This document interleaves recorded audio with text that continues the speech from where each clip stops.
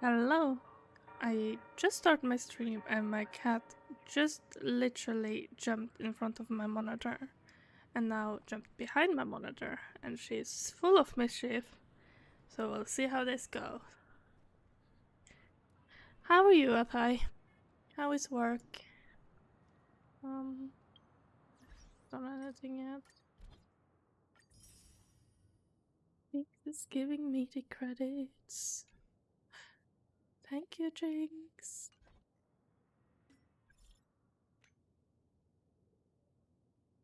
See what he has to say today. Kiko, stop. Can you go away from there, please?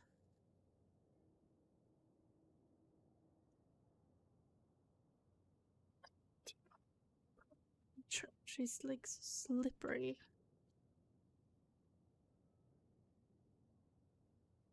I just got up and then I just sit down and didn't give you enough attention first, huh? Is that it? Okay, she's laying on my mouse butt now. It's fine. Looks quiet today. Oh, your work.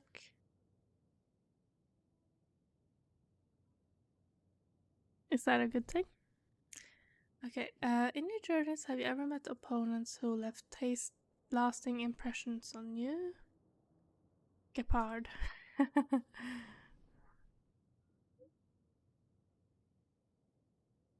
Oh, sucks. Oh, Captain, what's that? Imagine a Cloud Knight commander. His punches were as hard as the glacier, and his weapon wasn't conventional. A shield made out of an instrument case. Indeed, in the hands of the powerful, even a blade of grass or a stick of branch can. Oh, don't jump on top of my monitor. I can see your thoughts. Even a blade of grass or a stick of branch can be used as a weapon. What if an opponent? I would like to have a match with him. The general thinks my.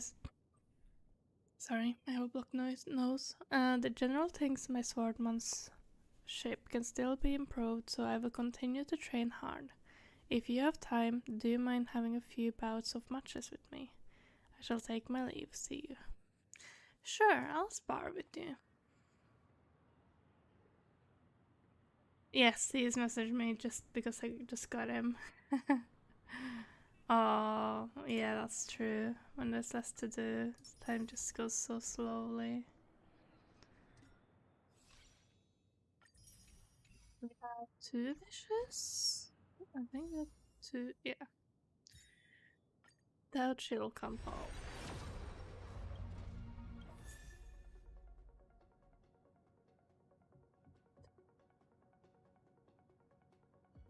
Color scheme is really pretty.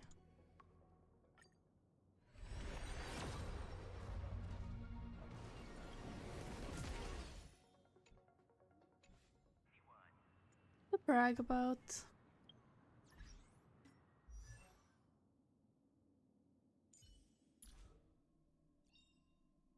Serving under the 10 Lords as a judge of souls, I come to the world of the living to enforce their will.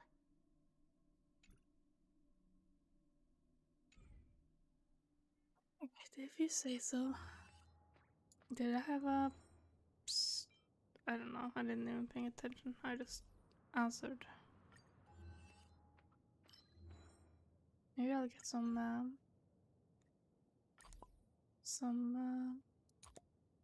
quick stickers and some quick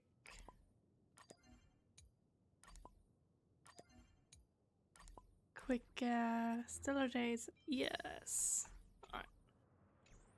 I have another wish. Think about Aventurine, Topaz. You need to save him.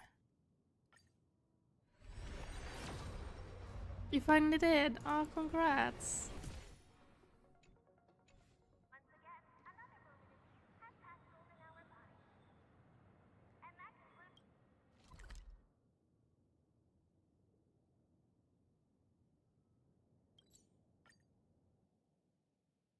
continue where we left off.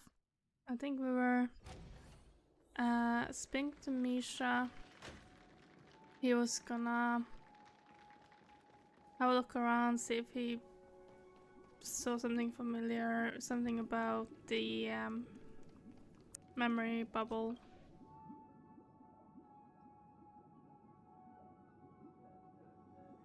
Wait, can I still make a choice? I see. You have to redo it? I am now aware of everyone's stances. Raising these questions merely serves to illustrate one point. The plight of Penacony cannot be salvaged by the harmony.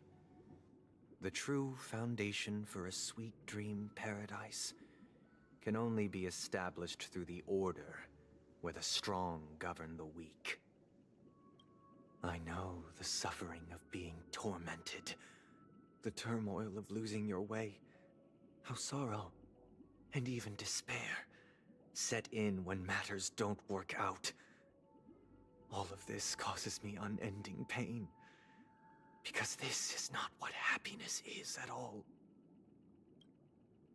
We must teach the weak how to live a happy life. And this life isn't some noble propriety that the upper crust preaches, but in definitive terms, a way of survival that belongs to everyone.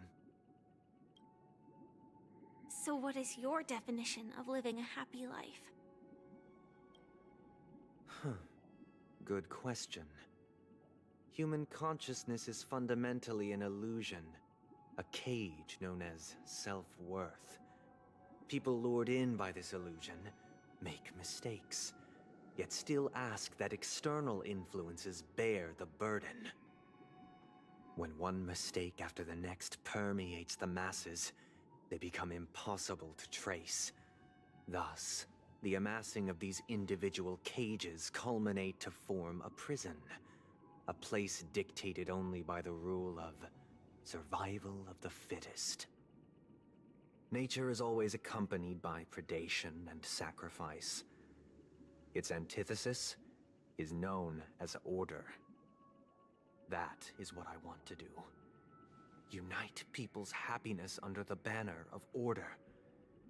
They won't need to make bitter choices any longer, nor face the weaknesses of humanity. They can cast aside their primal instincts to build a haven for mankind. Simply describing thoughts is far too abstract, so allow me to provide a simple example. As you all may know, there are societal norms like weekends and long weekends that exist on some worlds. I think that sounds like a happy enough life for him.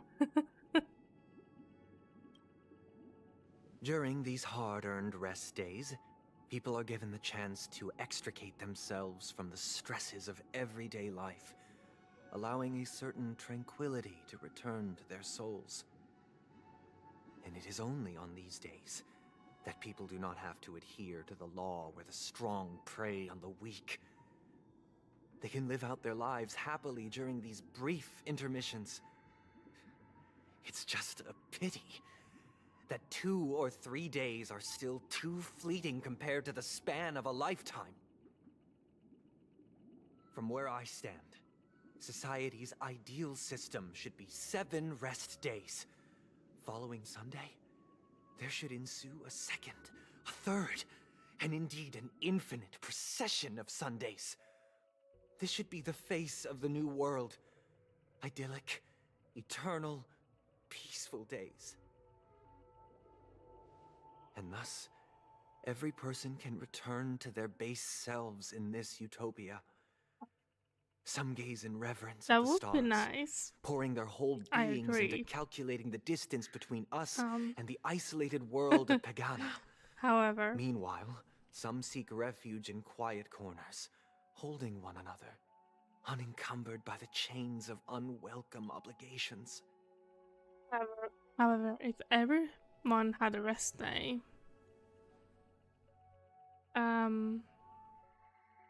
then still wouldn't be able to rest because we would have to produce our own food because we won't be able to go to the shop to buy food because there's no one working. We would have to produce our own food. So, so you have to work so you can buy food, or you can produce your own food.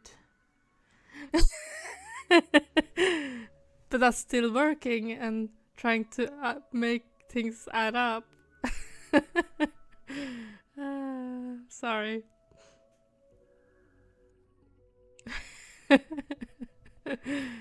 Alright. I will. I'll accept the 6 Sundays a week. There would be no need to bear the hardships of reality. Only in this way can humanity face the inevitable end with the purest of spirit, living a life of dignity.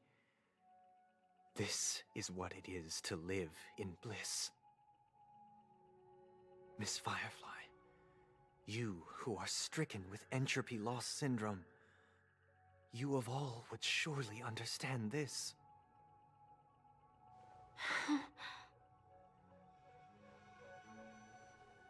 It sounds like a flawless theory. That's it?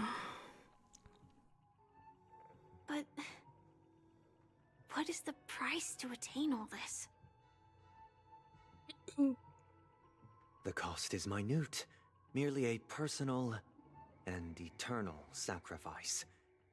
If this paradise is to be maintained for everyone, someone must remain trapped in solitary awakening until the end of the cosmos. Awakening. Which means that this so-called paradise is still a dream. Stepping into this paradise means forsaking reality, correct? It is not forsaking, but transcending. Yes. Flesh, blood, sorrow, weakness. If the physical is the root of spiritual suffering, it is only logical that we defeat it. So, what is happening to the bodies while they dream?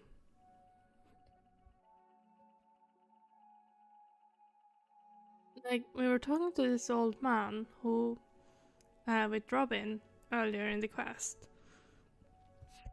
who was saying he's on life support, floating around in the dream pool, and then he has like carers taking care of him. So, but people will still need to eat and things like that. They have physical needs while they are asleep.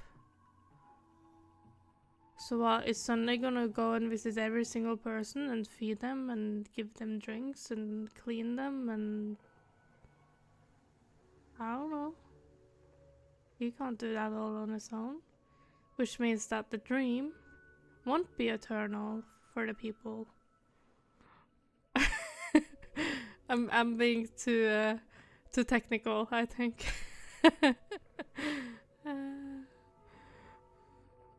People will like be able to dream for what, 5 days maximum? 5 days and then they'll be dead. Alright, I'll shut up now.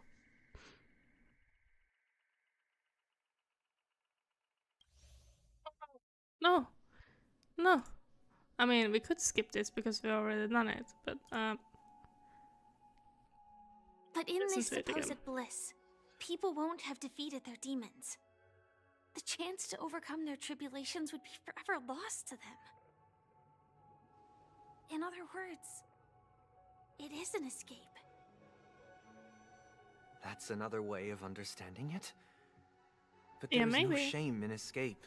maybe it does. On the contrary, the seeds of escape exist in everyone's hearts. Don't you agree, Miss Firefly?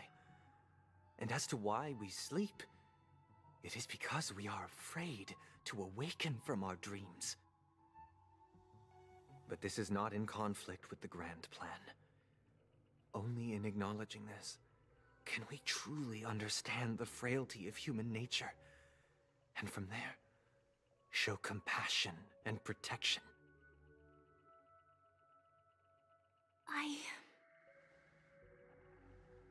I admit that you are a born leader. Your perspective on humanity brims with pessimism. Yet you express compassion for all, even when your heart pities them. But unlike you, I live for the self. From my perspective, individuals making choices for themselves is their birthright. You The tell him, want to Firefly. escape may be innate in the weak. But whether they are weak or not, it is not up to another to decide. Perhaps in your mind, you also view me as weak?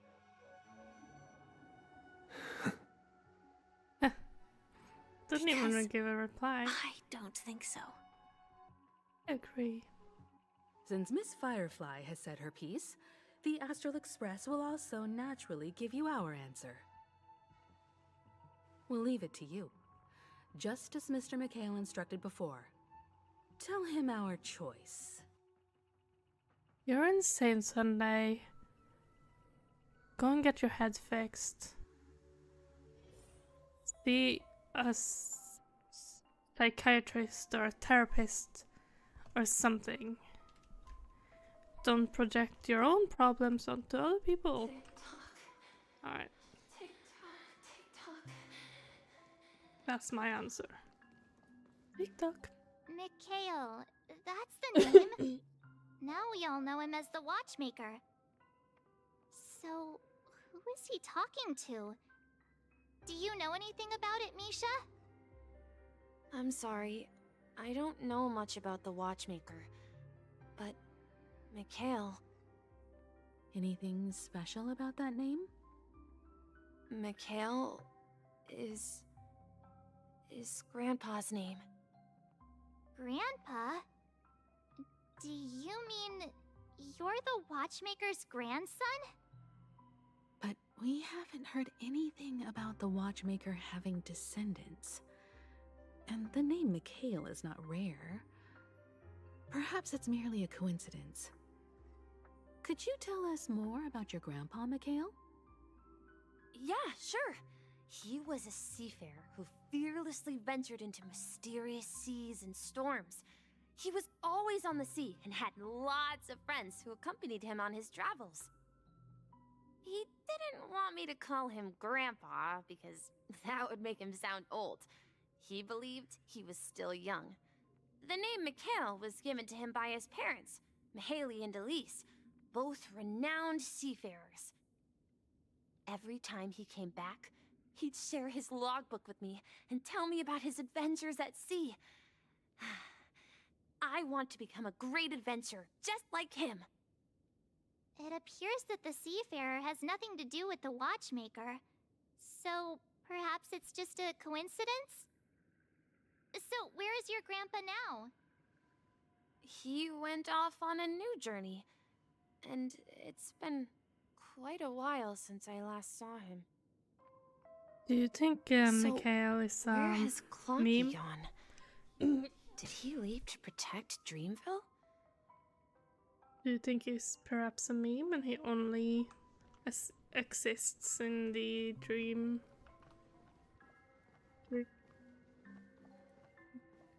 I've saved to Mikhail. So who's speaking to Mikhail in these things? Mikhail. Female voice. Toy room.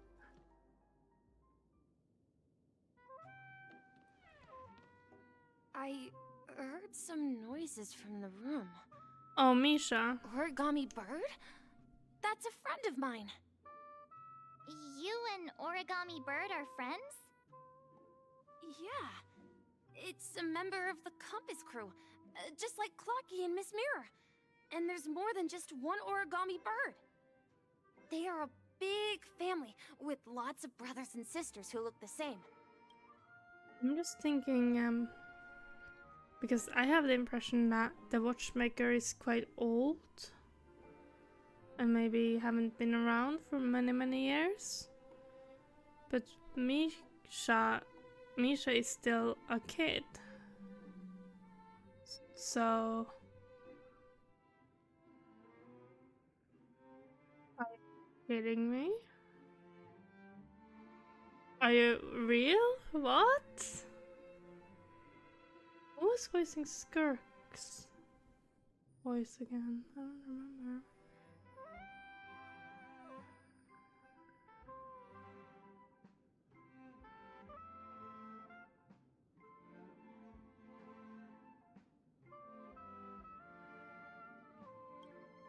They follow Miss Mirror's orders and handle all sorts of jobs on the ship.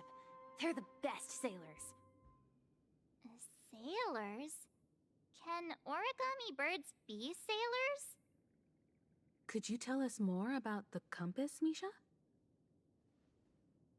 The compass is a ship bound for the new world. Clocky and his partners travel through layers of fog to the depths of the sea. Whenever there is danger, Clocky will use a compass and guide the ship in the right direction. That's a great story. But in the Penacony cartoon, Clocky and his partners have always lived in Dreamville and never ventured out, right? Huh? Oh, that does seem to be the case. Weird. I clearly remember Clocky arrived in the new world in the end. Perhaps Misha is a Clocky meme. has a hidden past.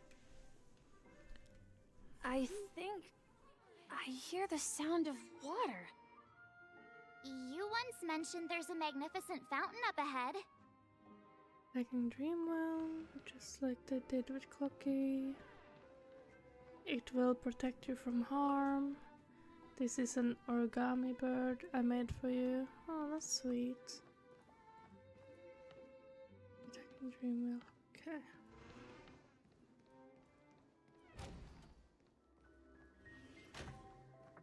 Alright. Look, there it is! The water resembles a precious jewel, embedded in the dreams of all seafarers. Every time I gaze at the shimmering lights beneath the waves, it feels as though I'm back in this place, standing by your side. Have you recalled anything, Misha? Yeah, I saw these sentences in Grandpa's logbook. He used to say that despite the perils of the sea, whenever he stood on the deck in the afternoon, overlooking the sparkling waves, he would think of this fountain in front of his house. He often said that those moments felt like returning to his family's side, and the difficulties at sea didn't seem quite as challenging. You know, I quite understand such sentiments. Don't sigh or you'll start getting gray hair. You're talking like an elder. I'm not an elder. I was just being a bit sentimental. Perhaps every adventurer far from home carries a fountain within their soul. Even though the other side of the sea remains shrouded in the unknown, the fountain in front of his house serves as a compass, leading him back to his cherished ones.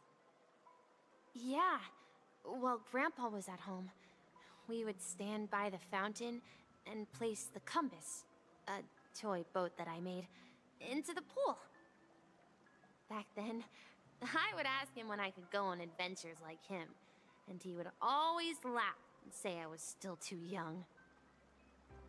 It seems this Mikhail is truly a seafarer and has nothing to do with the watchmaker. Yeah, based on Misha's recollections, the scenes in the dream bubble appear to be his childhood memories. But this raises more questions. According to Misha, he was clearly born on an oceanic planet and led an ordinary life, with no connection to Penacony at all. Could this be some sort of metaphor? Perhaps the sea refers to the memory zone. I'm sorry. I don't know, but my memories keep pouring out uncontrollably, like water flowing from a fountain. Perhaps I'll remember more things if we go further. Still convinced he's Wish to share your burden. I'm still convinced he's a meme or something like that. He's... I don't know. We're going to the opposite side, right? No, we should turn left here. Is it something very important? I wish to share your burden. Huh? Something feels different about this place. This is it. I remember this corridor. Can you take me with you? Aww. Misha was upset because he was being left behind. Up ahead is Grandpa's study. So It was scared. in that room that I saw him the last time. Will you come back? I'm so sad.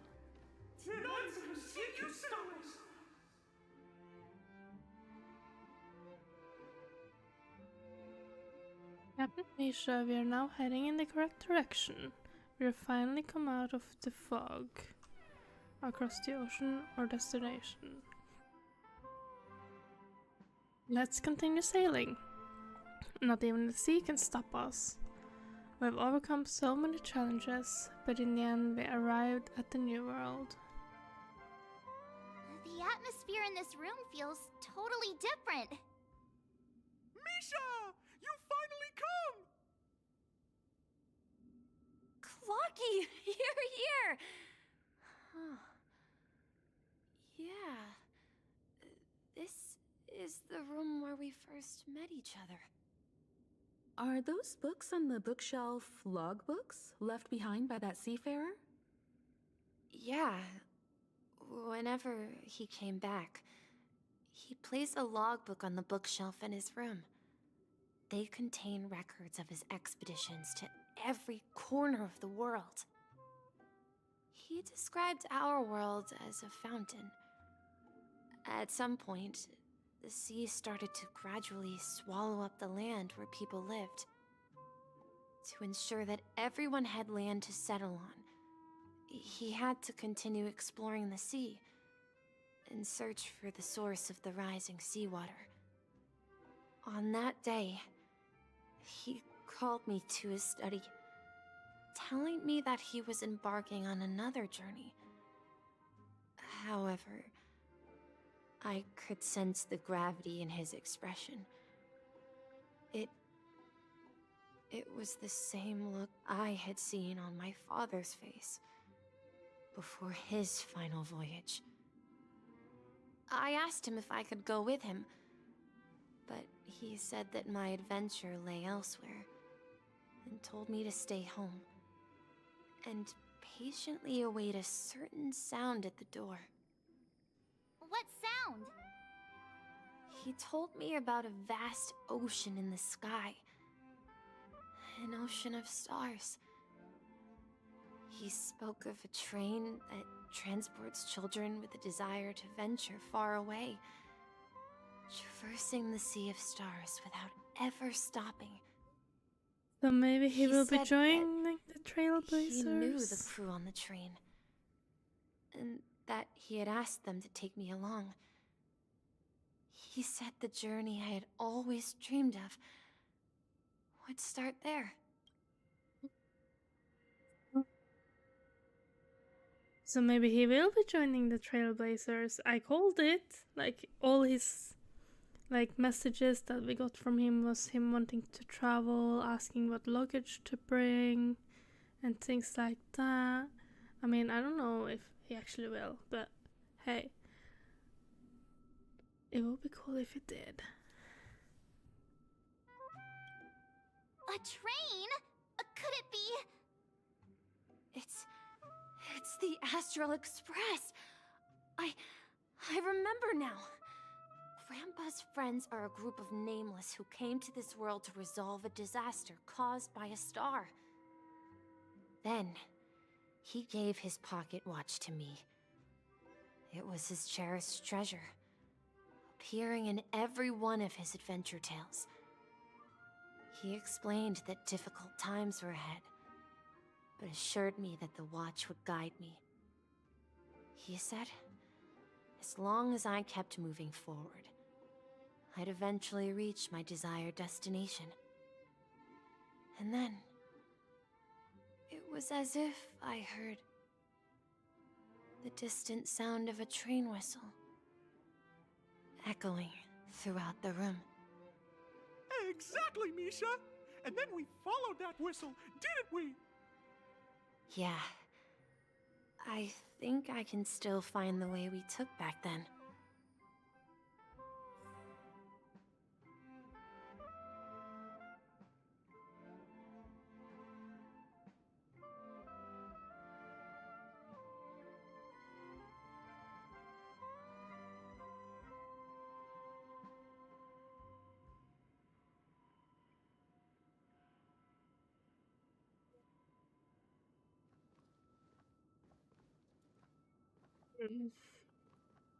This is the dream jigsaw, right? So we're supposed to find the exit. But where can we find the last piece? Do you remember? You said you obtained a mysterious shard when you stumbled into this place. Check the inventory. Hey, the shape seems to match. So this shard is also connected to Misha? Looks like we're just one step from revealing the truth. Let's get to the other side and investigate.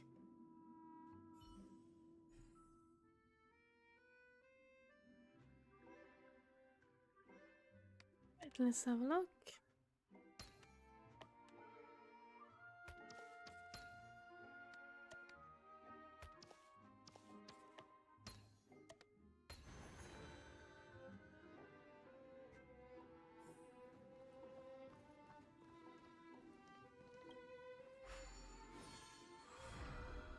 This is it. This is my room of clocks.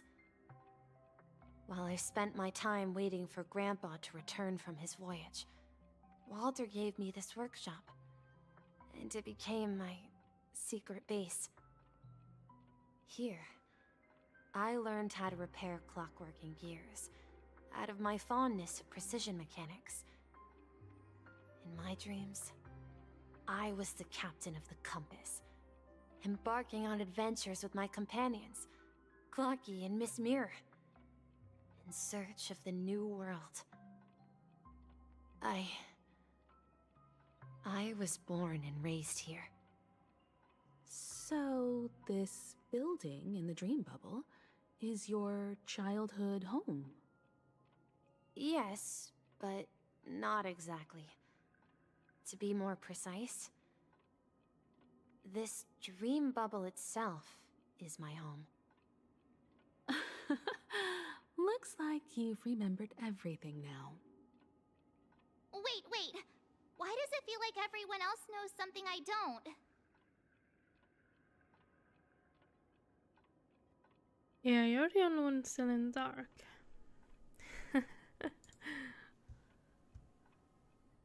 March, do you remember when he mentioned a clocky that only he could see? Yeah, the little guy here, right? But we all saw him in Dreamflux Reef, right? And Mr. Yang even greeted him.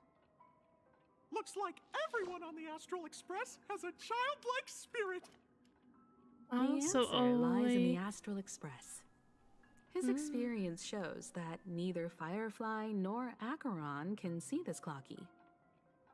And when we were in Dreamflux Reef, you may have noticed that for some reason, nobody outside of the crew had ever talked with Clocky. Wait, well, we did notice that people didn't see him. However, I didn't realize that everyone in Astral Express could see him. So I'm gonna go with the first option. A mimetic life that can only be seen by a select few? It's just like a hidden message, left by someone for the nameless. But Misha can see Clocky too, right? They even grew up together. But Misha hasn't started the way of the Trailblaze yet. That's the key to the mystery, March. Now take a moment to recall. Have you ever seen anyone outside of the crew interact with Misha? Wait. No way! That's the answer, March 7th. This dream bubble is the place where I was born. I called it. And I'm a dweller in this dream. Just like a memory zone meme. I should have stayed here and waited for you.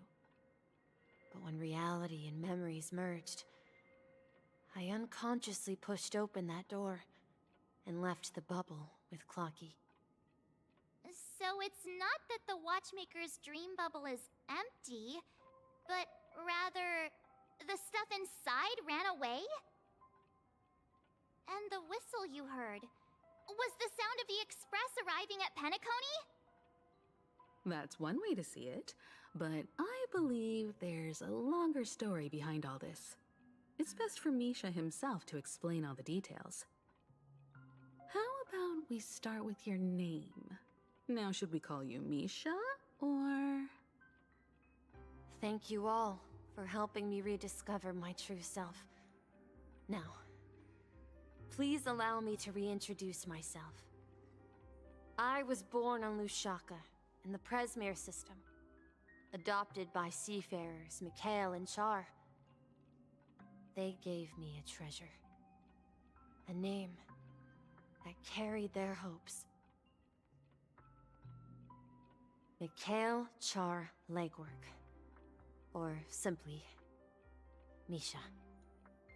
If you prefer, you can call me by a more familiar name, the Watchmaker. So, you're the Watchmaker himself? Unfortunately, that legendary figure is no more. I am only a reflection of his life. As for the child who has been with you, he's the innocent protagonist of Misha's childhood dream. A friend of Clocky, a young apprentice, and a future mechanic on the Express. And this also marks the beginning of his journey, devoted to the Trailblaze. At the end of the journey, I left this little flame, which I so cherished, in my deepest dreams, hoping to pass it on to the nameless of future generations.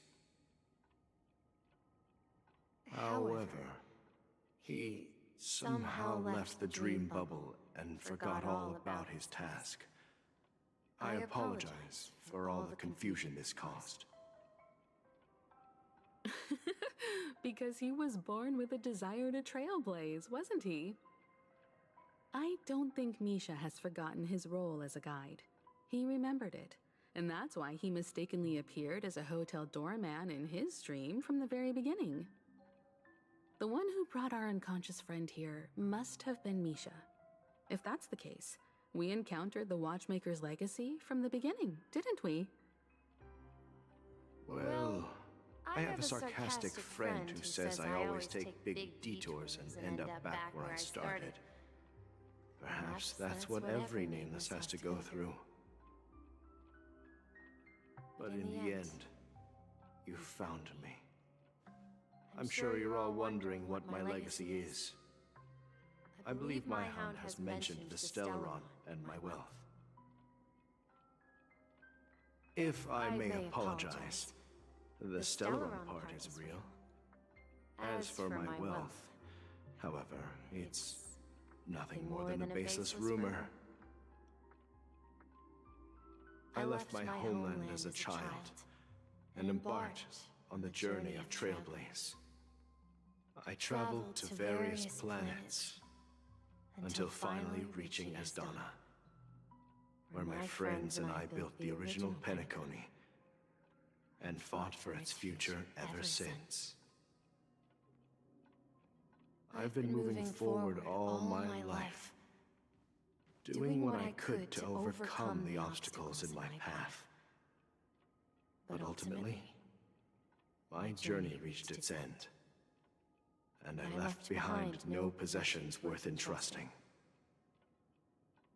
So, if you ask what's left within this worn-out train engine that can be called a legacy, I suppose it's the things that are still burning in the engine's furnace. Now that you're well aware of the current situation of Penacony, I certainly hope that you'll help me get this world back on track. But I'll leave that decision to you, for the path of Trailblaze is never paved by others. All I have for you is a story and 2 gifts. I want to give you my pocket watch. It has accompanied me throughout my long journey, guiding that naive child forward, and has been blessed with the presence of so many great people up to this day. And my hat, too. The one who navigated for me placed it on my head and planted a fanciful thought in my mind. The Trailblazing expedition will never end. Now, it's time for you to make your choice. Once you've made up your mind, open that door and enter the long dream of an old man. I'll be waiting for you at the end of this corridor of time. All right, everyone. Let's make a decision. Although I don't think anyone will have any objections. I object. Okay, I did call that Misha was a memory, or a meme, memory stone meme. It kind of saddens me because he's such adorable. Like, I would love him to be real and be able to join the Trailblazers on their journey. But I suppose that's not gonna happen, is it?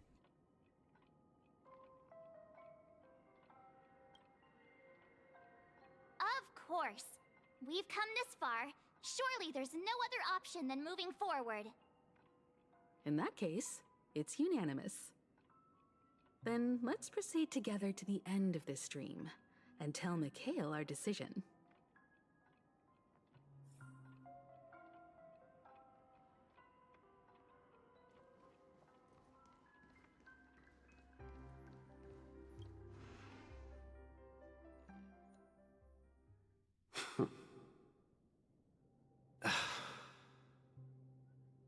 Mikhail, where are you going? Someone has to step up and save Lushaka. So why can't it be me, Misha? Please don't go. And if you must, please take me with you. Don't leave me alone. Even without me, you know how to proceed forward, brave Captain Misha. The compass is waiting for you. Welcome back. Haven't you always wanted to be a better adventurer than me? I called it him being a meme. Because he just didn't make sense, I guess. Now go, board that train and start your journey. Where are you going, Mikhail? I'm going to clean the floor in the parlor car. I've promised the conductor. That's the hat we get, isn't it? Wait, first tell me, did you fix this watch? Yeah? I know what it looked like before. Its chain was broken, the back case torn, and the marks on the dial all worn out. How did you manage to fix it? Well, it's hard to explain, but I knew it could be fixed. It's the hands, Mr. Amundsen. Its hands were intact and pointing in the right direction, so I knew there would be a way to fix the rest. I see. You'll work with me from now on. Haven't you always wanted to tinker with this train? You're its mechanic now. As for the conductor, I'll do the talking. But I only know how to fix watches. Don't worry. You've got what it takes. I'll teach you what you need to know. Where are you going, legwork? It's time to head to our next stop.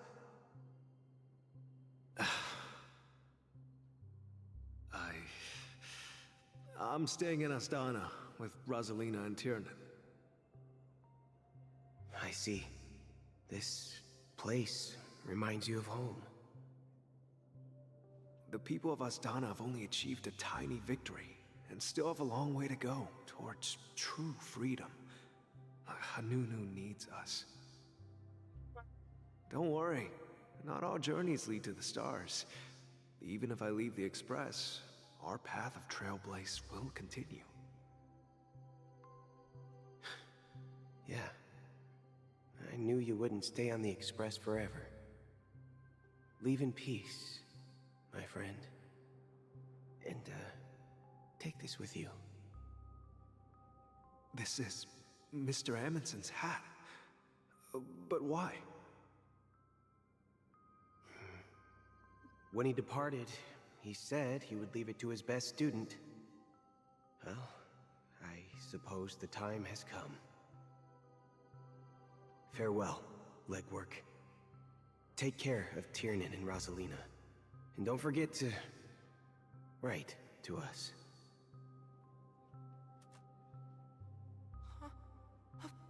Where are you going, Watchmaker? Don't worry, Micah. Just going on a little trip. Someone has to be at the forefront of the interstellar frontier, and I'm the only former nameless in Penacony. So why can't it be me? Because you're all we have! Have you forgotten about Tiernan? The cosmos is way more dangerous now. What will happen to Penacony if we lose you too? But what will happen to Penacony if we don't find a way out? Ah, Tiernan. How could I ever forget him? I've spent countless sleepless nights asking myself why I didn't go with him back then. We Nameless won't stop. Don't worry, Micah. It's just a matter of getting back to my old profession. Just wait for me to come back. But if, and it's a big if I don't come back in one piece, then you'll become the next Watchmaker. Where are you going, old man? Oh, you're here. Answer my question. What are you up to? Relax, Gallagher. I just came up with a great idea. Wanna hear it? I'm assuming this person here is Gallagher. It's like a blonde hair. Interesting. Oh, come on! Aren't all your ideas just ways to get yourself killed? I may be blunt here, but you're the last remaining hero in Penacony. If you die too, the secret of the Stellaron will go to the grave with you. Yes, I'm afraid there's no way out in Penacony, so I'll have to consider alternatives beyond Astana. We'll organize a festival using the Watchmaker's legacy as a facade, and send invitations to the entire cosmos to gather people here. So, a desperate struggle against the family? Desperate? Don't we have you here, my friend? Yeah, this I wonder task so is too. challenging, but what hasn't been challenging for us along the way? Well, whatever you do, remember, make sure to send an invitation to the Astral Express. Interesting. Where are you going? Oh, it's you, Clocky. Take me to Dreamflux Reef. Last night, I had a long dream about the day we met. I want to write down that dream. Oh, I hate Write it Cocky. down? Why?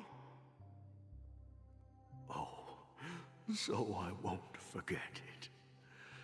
Do you remember how you got your name, Clocky? Of course! You told me that when you were a kid, you lived in a room full of clocks. Those wall clocks and pocket watches grew up with you and were your best friends. Yes, but what I didn't mention was there's a funny misunderstanding behind it. I was a kid, and there was always a special pocket watch in my memories.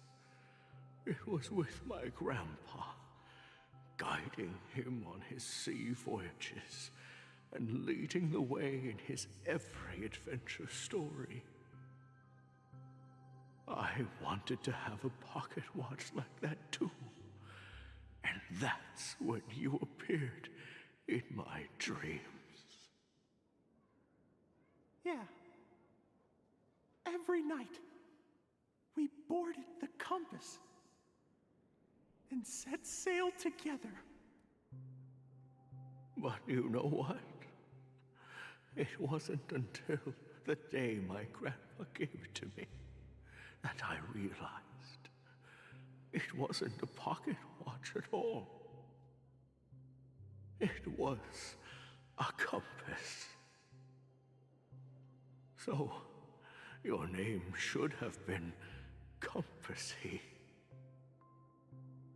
And the watchmaker is just a nameless.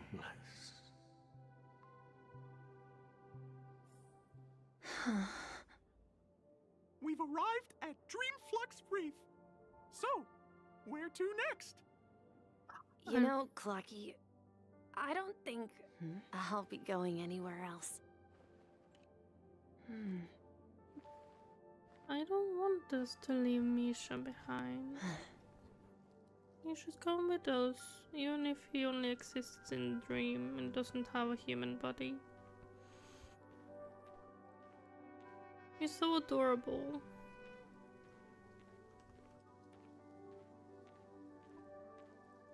It's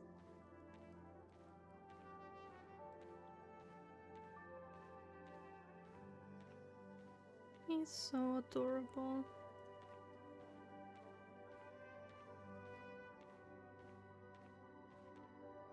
Oh, I don't want to do this.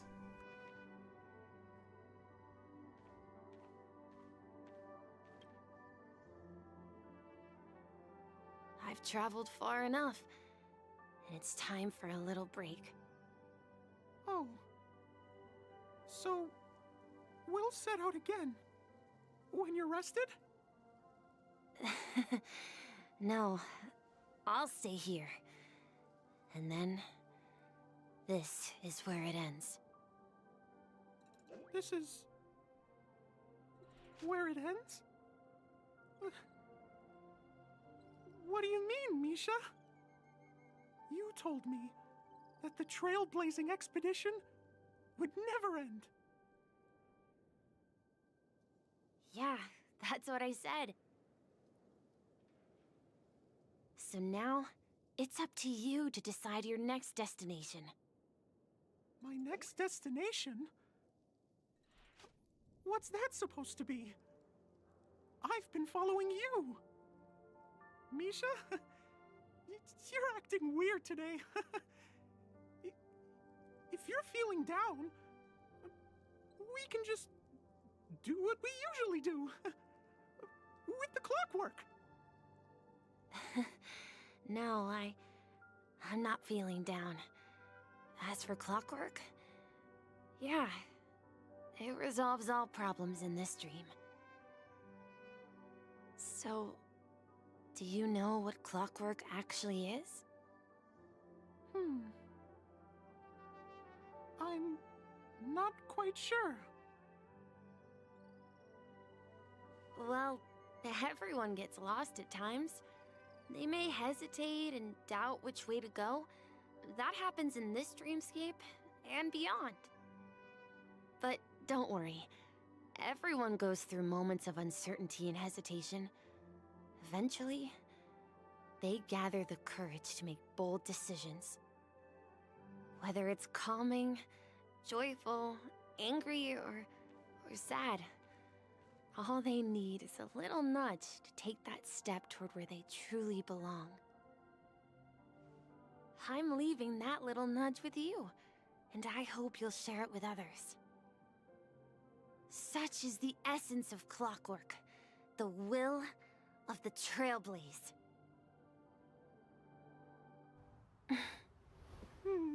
Clocky's hands Know spin how to around break my heart. non-stop, indicating confusion, frustration, and weakness. But ultimately, people still need to move forward. Just like your hands, always pointing ahead. This is where my journey ends. From now on, it is your path to walk. Trailblazing means taking paths your predecessors forswore, and venturing even further. The Penacony in Mikhail's dreams does not belong to Order.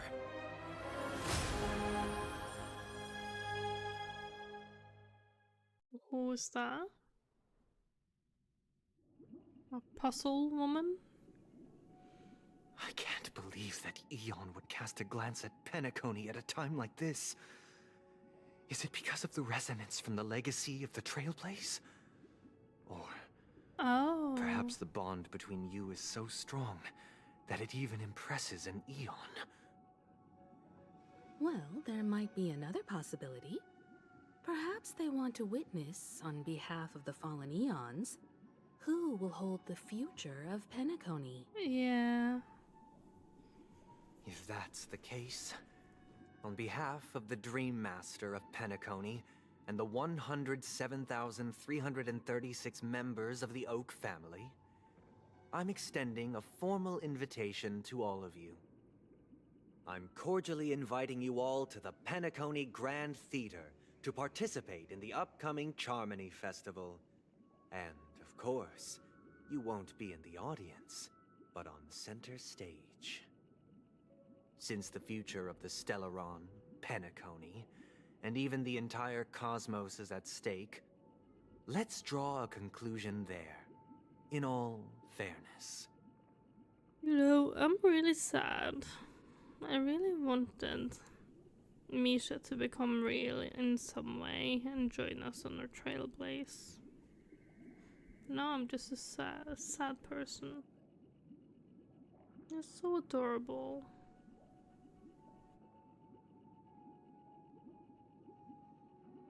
Like, I feel quite emotional that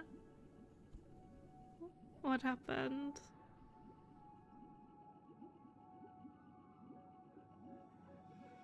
This life, I guess. If you truly believe in Akavili's path, then show me their courage and determination.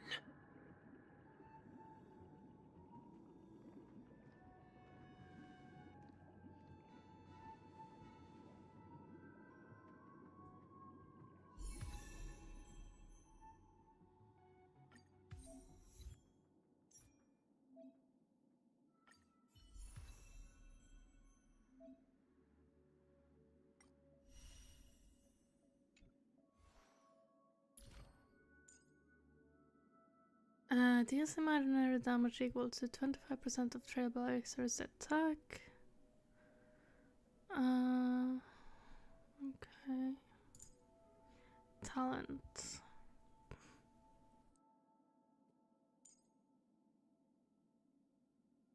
Grants all allies the backup dancer effect, lasting for 3 turns. They will have the break effect increased to 15. It doesn't really say what they scale on. So he just needs attack and break effect? Is that it?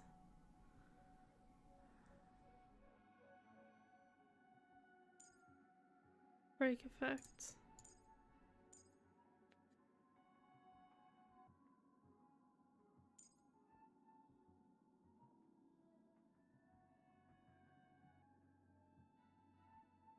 Okay, I see. So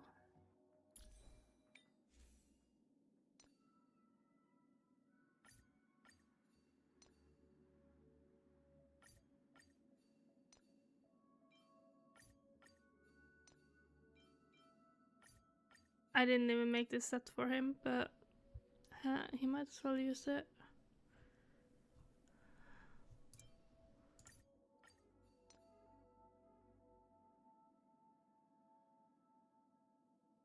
Where did she go?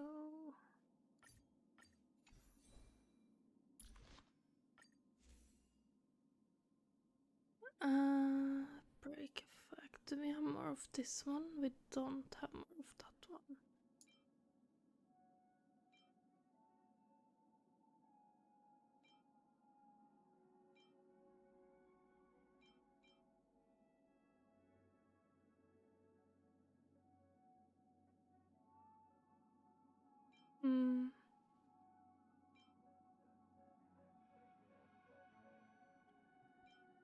We just use this because it's leveled. Might as well. Oh, oops. The clock one, I didn't even look at it. Oh, his picture is so much cooler than the other one. Relics. No, light cone.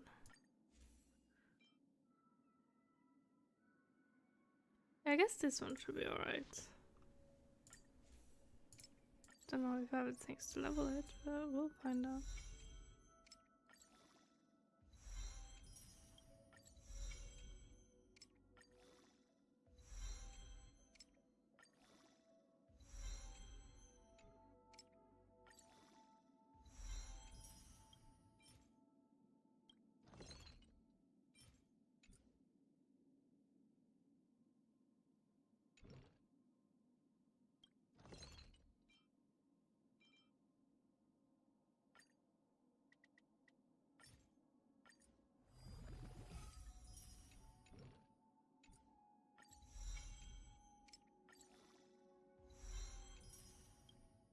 Alright, I will do for now. Traces. Some guessing. We can do this one real quick. Can level all of them at least one level.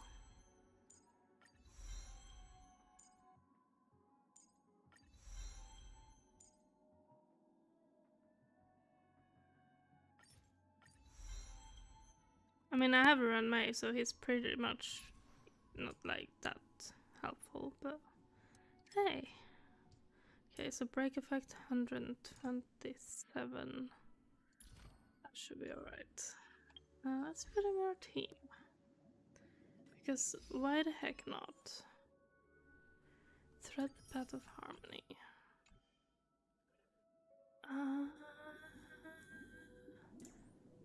Team lineup. Sorry, but I have a husbando. Not necessarily husbando, but yeah, I have husbando harmony now. Ha! Please stay tuned. Aren't he fancy?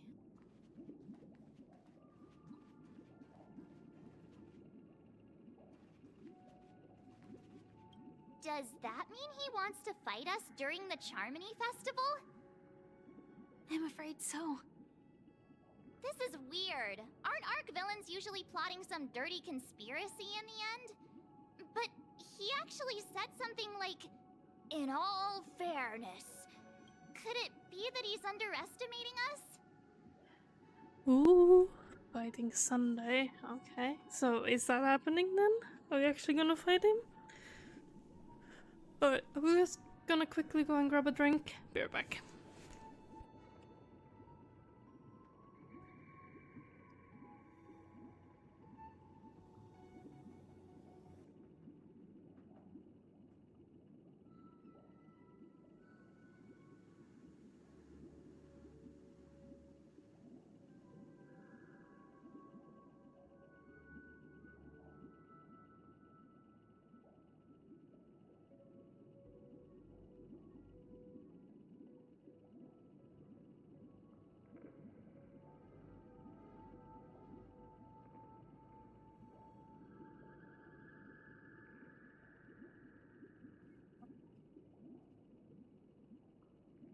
Am I coming through?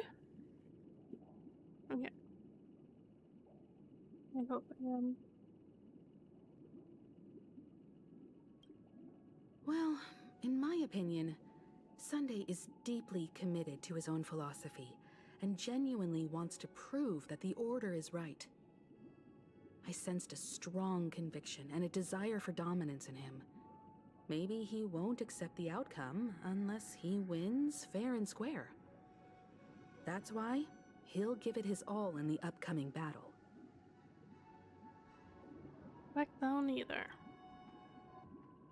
Yeah, you're right. We've even dealt with a Lord Ravager of the Destruction, so a follower of the Order won't be a big deal.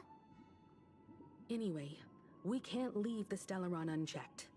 This is about trailblazing a bright future for Penacony and fulfilling Mikhail's and his predecessors' long-cherished wishes. Now that we've taken up the mantle, we can't afford to fail them.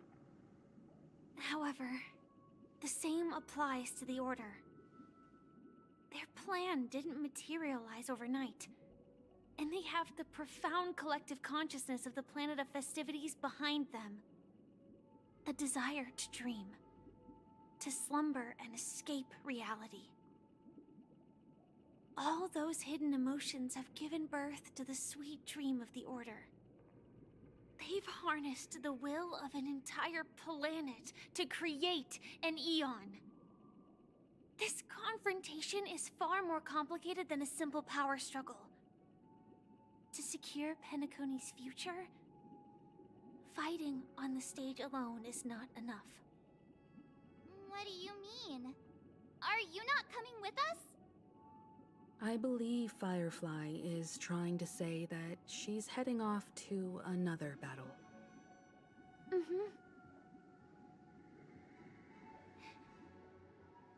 Before I left, the Destiny Slave told me that this journey would bring unforgettable rewards.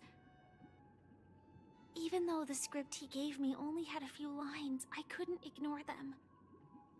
Because one of the lines said, "I'll experience death 3 times in the land of the dreams."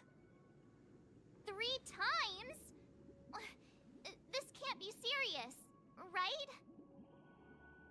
The first time was a painful death when I was stabbed by the Blade of Dormancy, which led to all subsequent events. The script will always come true, but in a way that will only be revealed when that page is turned. So now I've understood the meaning of my second death. And I am prepared to face it. If all goes well, my efforts will provide crucial support for you. Only by achieving victory in this battle can we secure a future for Penacony. And only then third and final death won't come true in the most terrible form. The most terrible form? Does that mean... The true death, where everyone in Penacony loses themselves completely in the eternal sweet dream of the Order. We must do everything we can to prevent that. Have you made up your mind, Firefly? Yes. Otherwise, I wouldn't be here. Thank you again for your assistance for the Astral Express. May we meet again, in reality.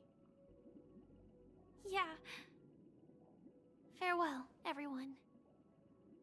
May your trailblazing expedition never end.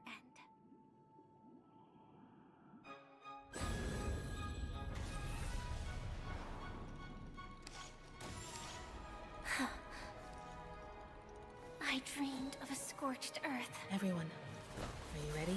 A new shoot sprouted from the earth. It bloomed in the morning sun and whispered to me.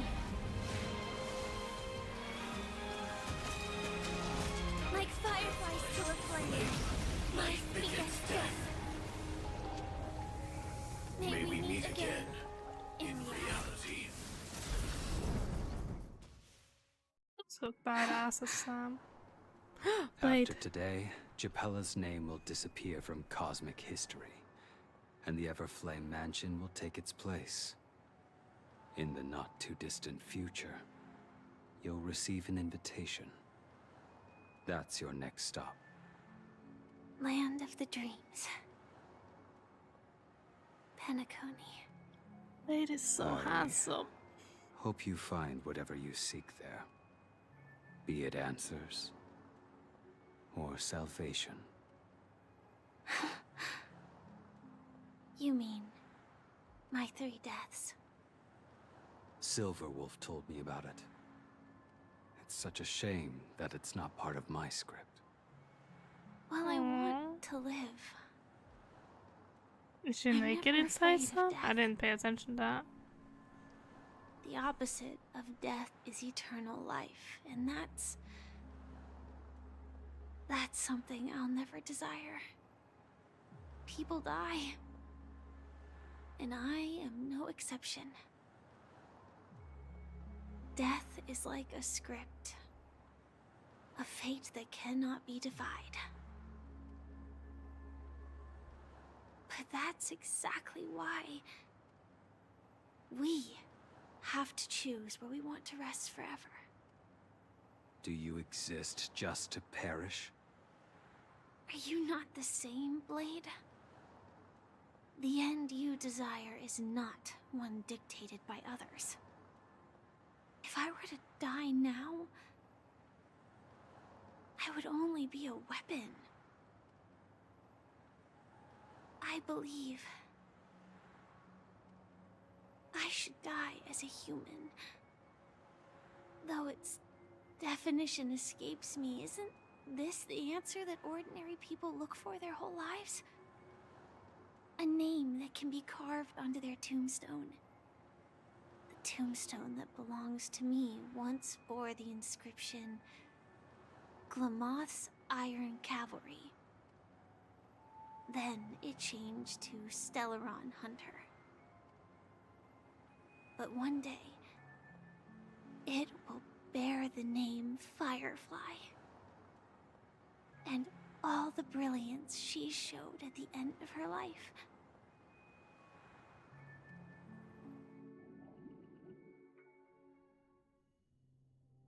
That's quite unexpected, old man. Who would have thought your crazy plan would actually work? Do all you nameless fools just act on a whim? I can sense that this false sweet dream is coming to an end. The Nameless may be young, but they had the ability to achieve this goal. Yeah, me neither. Just like you did in your time. It's a shame you won't be able to see it firsthand. Maybe I won't either. Once something fictional is seen through, ceases to exist. So, obviously, I don't really understand what Sam is. But from what I understand, Firefly has a condition. And Sam is like a suit that keeps her alive, allows her to like maintain her life, and she can only be away from the suit from short amounts of times.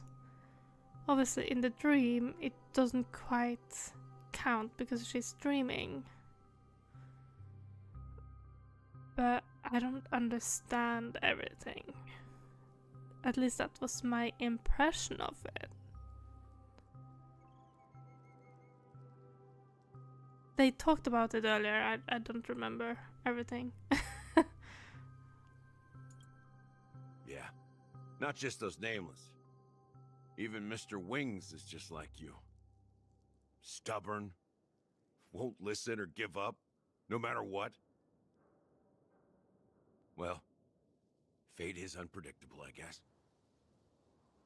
If we weren't bound by those cursed paths, maybe we could have had some good talks. But in the end, we managed to do it. And now we can find solace.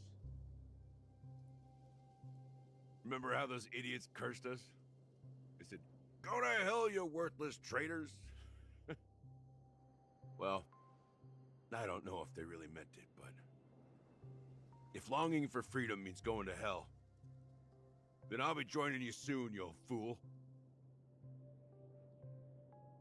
Let's get together and have supper again in hell. Oh, I almost forgot. There's one more thing. Here's to you. A glass of hello and goodbye, Trailblazer. To the imperfect tomorrow.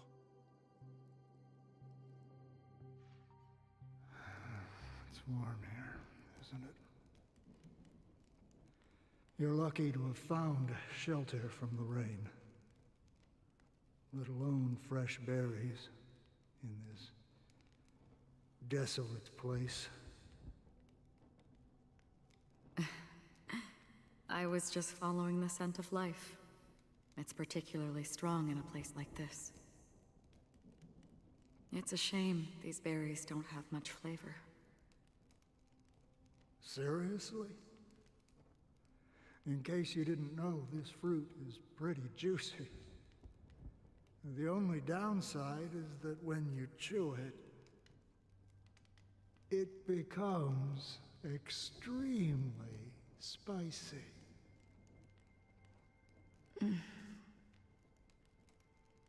Have you lost your sense of taste? I can still taste certain things, like a faint sweetness. Before coming here, I stopped by a place called Orkron. It had barren cliffs and nights lit by bonfires. Burgundy snow would fall from the sky, and when it landed on my tongue, it tasted like raspberries. The flavor wasn't exactly sweet, but it left a lasting impression. When I think back on my past, I realize that what's tying everything together isn't the big events, but rather these small yet unforgettable moments. Don't worry about it. Losing oneself is a reality that every self-annihilator must face. At least I haven't completely lost my senses and memories yet. Well, congratulations on adding another footnote to your journey. By the way, are you always alone? No, I had a companion in Orkron. She's a short, nameless girl who aspired to explore IX. She always said she'd walk a path deeper and farther than Akavili's. Quite an ambition for such a small girl. So, what happened? She became stagnant water. Well, my condolences. Condolences. I don't need them. The girl left with a smile. She never regretted her choice and most definitely wanted me to say goodbye with a smile. So, that's what I did.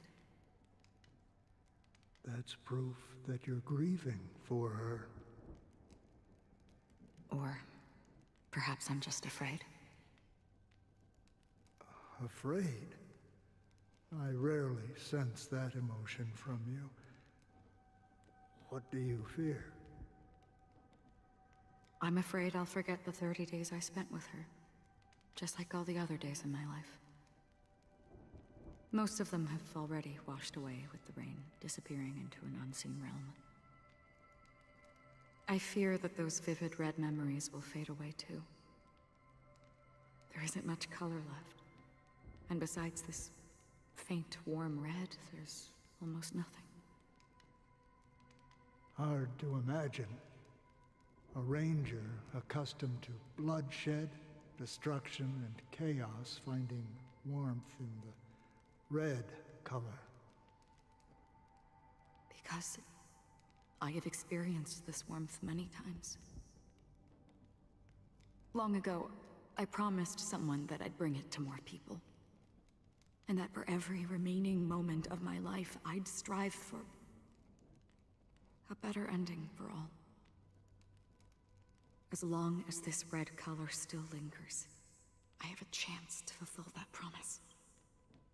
It represents a burning fire, a blooming flower, the berries in this cave, and life itself, fleeting yet still dazzling. I guess that's kind of part of why in her trailer she stopped and she was watching the commercial with Robin where Robin put like the red lipstick on her face.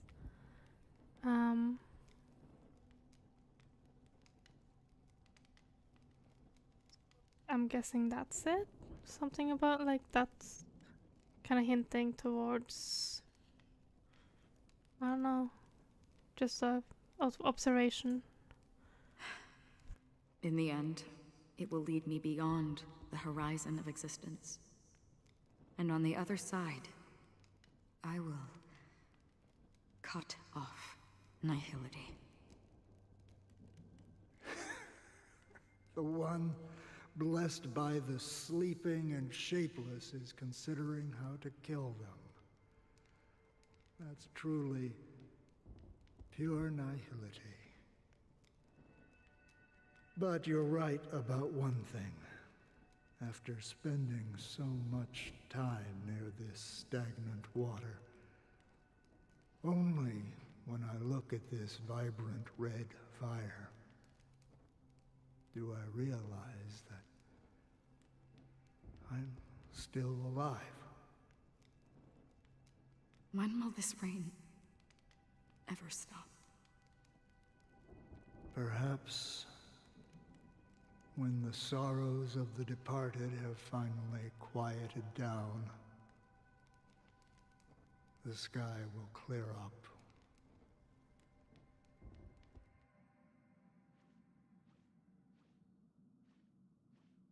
Have you heard of a planet named Biari Scamandros, Don Hung? It's one of the Paradise Kingdoms under the influence of the Harmony.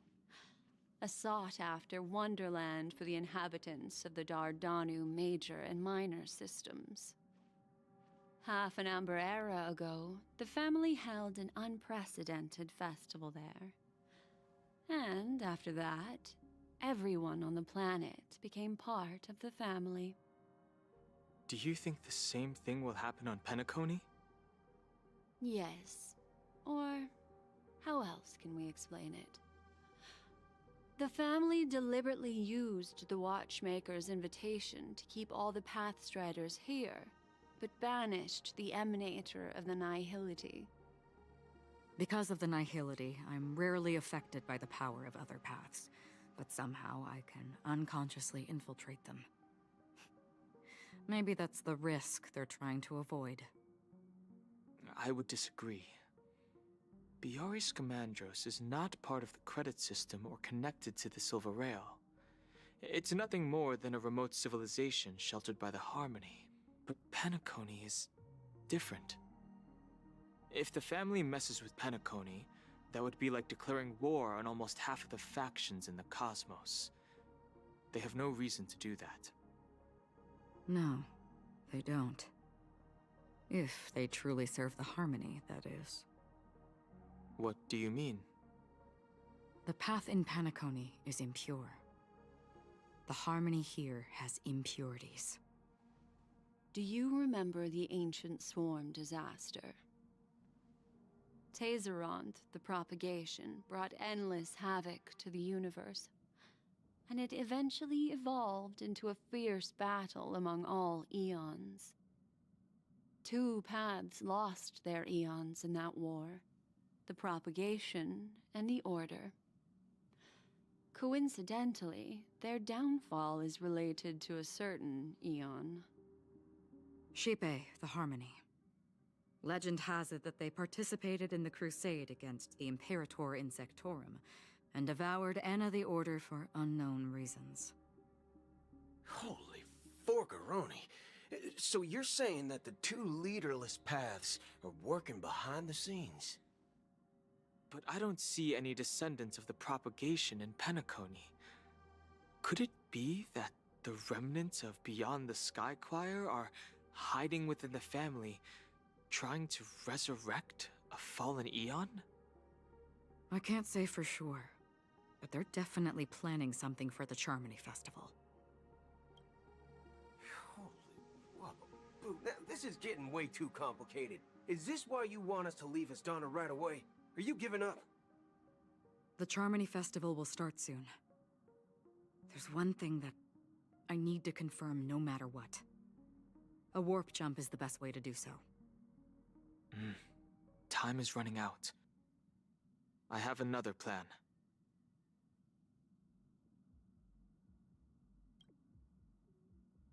Hold on.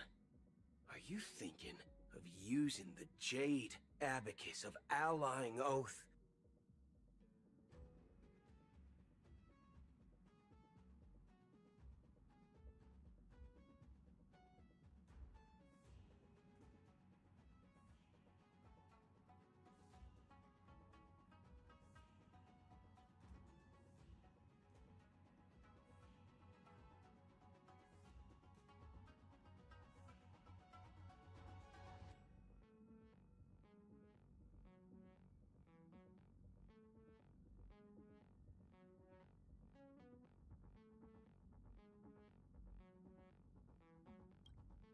Exactly.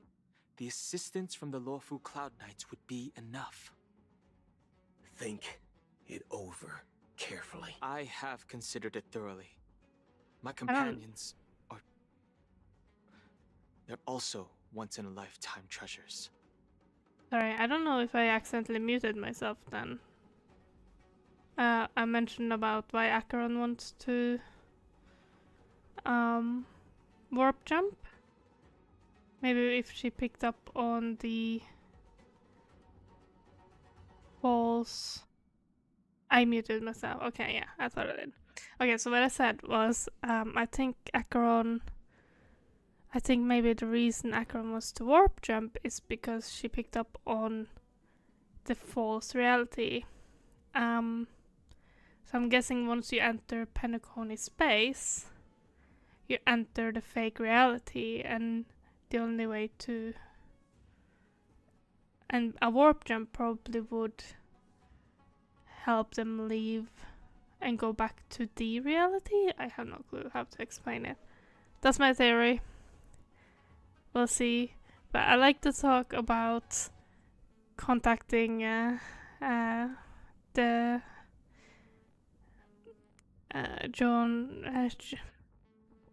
oh my god.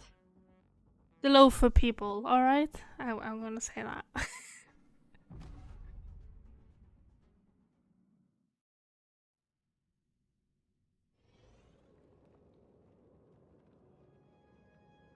He's Jingon, yeah. Are you the only one here, my That's the one The I was looking Nameless for. is quite the diplomat. Our secrets have spread like wildfire within the family. And IPC starships are gathering towards Astana. Ooh. This is a crucial moment for us.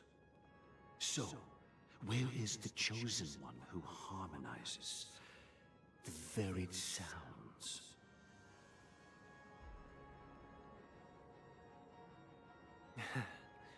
What do you mean, Master? I'm right here in front of you, aren't I? You know, she was supposed to be the star of the Charmony Festival in our plan. But the plan has changed.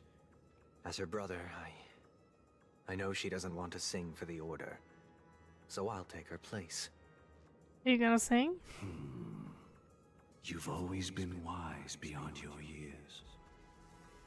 I'm sure you understand the consequences of your choice.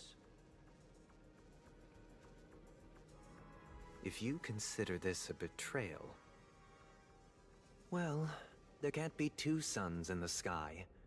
I'll step up and take down the other sun if necessary. Do you believe in karma? If karma exists, then everyone has their own karma. You have yours, and I have mine. And my karma has nothing to do with you, Mr. Gopherwood.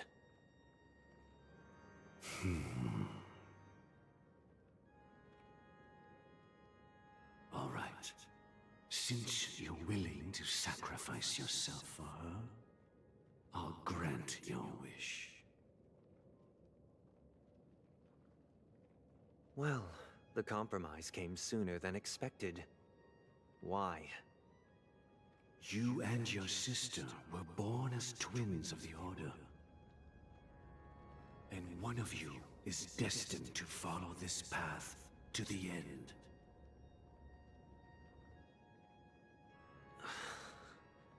Is this part of your plan? Of course. You're still as clever as you were when you were a child. The opening is near. Go, my child. Seize the power of the harmony and reveal your karma. I have one final question, Master. Why did you choose to bring the Order to Penacony? Wouldn't it have been better to choose a desperate world instead of a city filled with hope and dreams? Why? It's for justice, my child.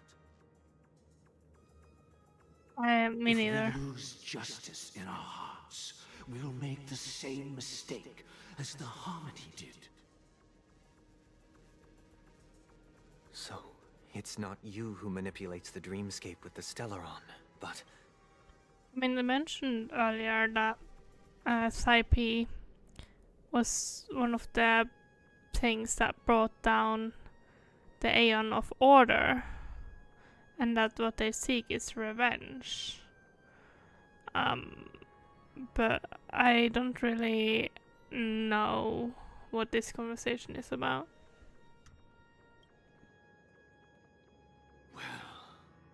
That's where our conversation ends. Go ahead. The 107,336 souls of the Oak family have dreamed of this moment too many times.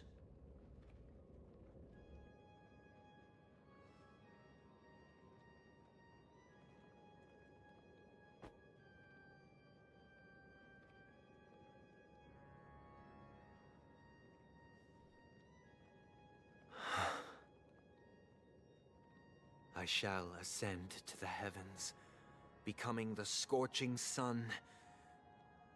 Bathed in my light, my people shall flourish. while all evil shall be eradicated. Oh, that's kind of creepy.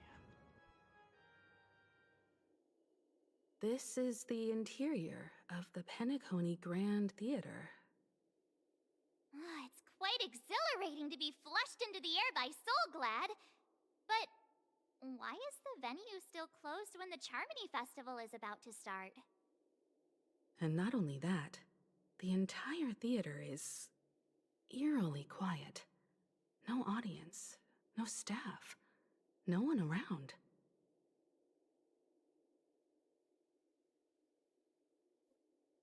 It's like the Charmony Festival was a flop at the box office. Yeah, I wonder how many tickets. Hey, that's not what we should be concerned about. Let's explore around. Be careful, everyone.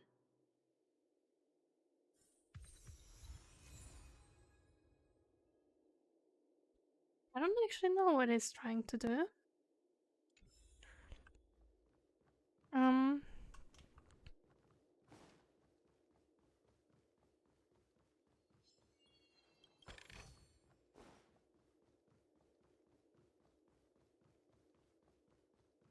Yeah, but he also...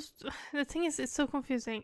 He said he wants to ascend to heaven, but he wanted to also be the one who controlled the atmosphere here is so creepy and unsettling.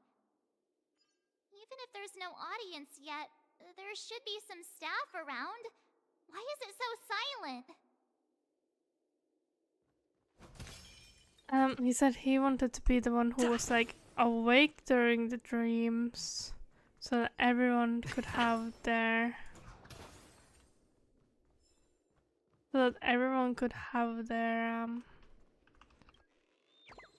paradise. So he was gonna be the sacrifice.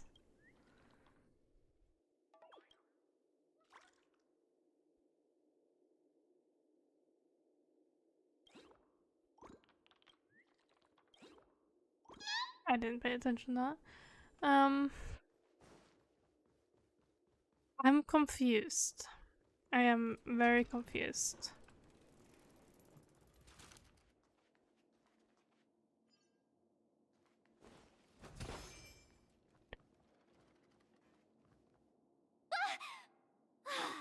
Yikes! They scared the life out of me!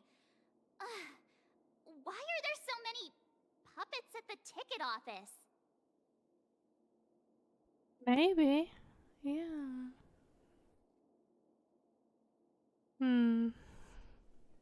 He kind of creeps me out, Sunday does. He really does. He's not just sus to me anymore. He genuinely creeps me out. They won't suddenly start moving, will they? So many mannequins. Rush behind you. What? You're so annoying. Stop scaring me. Are these puppets part of the stage setup? Even so, it's so eerie that the entire front hall is empty. Yeah, I think he is kind of insane. I'm seriously scared they might start moving. Let's just leave, please.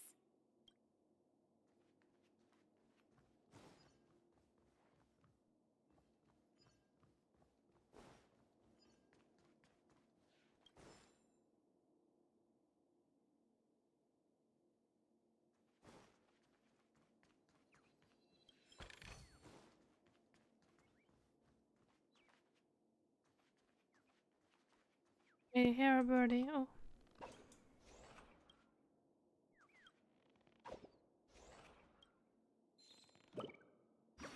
Stop being a baby. Did you realize I'm growing taller? I planted a birdie in the ground and the birdie grew really tall. If I keep watering myself, will I grow so tall that I can't even fit into the theater? That's kind of creepy. What's there to fear? I bet I can grow even taller than the great tree. If only all birdies could get so tall, even Boston would have to hide from us. What a brilliant idea! I'll go to Lady Vermilion I'll go let Lady Vermilion know something. He ran off before I managed to read everything. Something feels off. We're in the right place, right? There's no other grand theater in the dreamscape. So Sunday's messing with us? He said we'd have a final showdown on the stage, but why is there no one here? My apologies for the delay, March 7th. You scared me! Where are you now? I'm waiting for you behind the curtain. Following the Asdana tradition, I invite you to enjoy a stage play in 3 acts before the festival begins. History is a mirror reflecting the universe's true essence. Let's use this opportunity to delve into the rich history of Penacony and the eons. Within it, naturally, the future takes shape. So we're gonna have a history lesson. Let us commence with the dawning of the world. I agree. After the Dusk Wars, darkness veiled the sky, and chaos consumed the earth. Enna the Order emerged, destined to restore all existence. That marked the first day.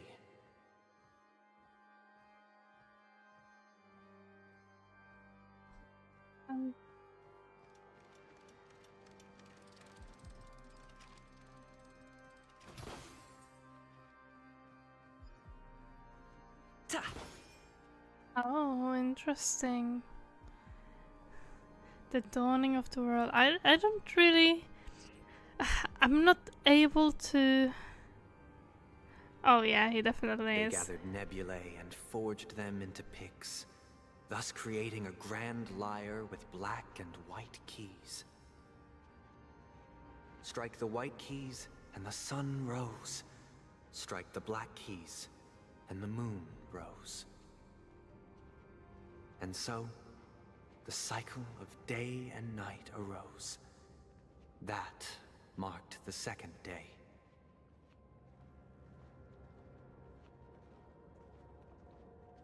This kind of reminds me of like the Bible. Like, I've never read the Bible.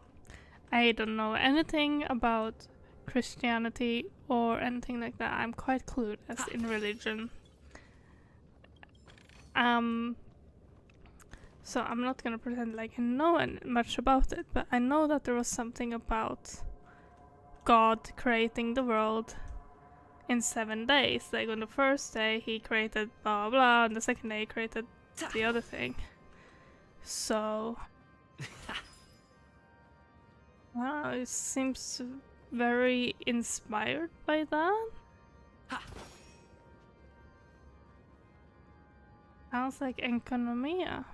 I don't know. Oh, you mean like where we make it day and night? Oh yeah, you're right.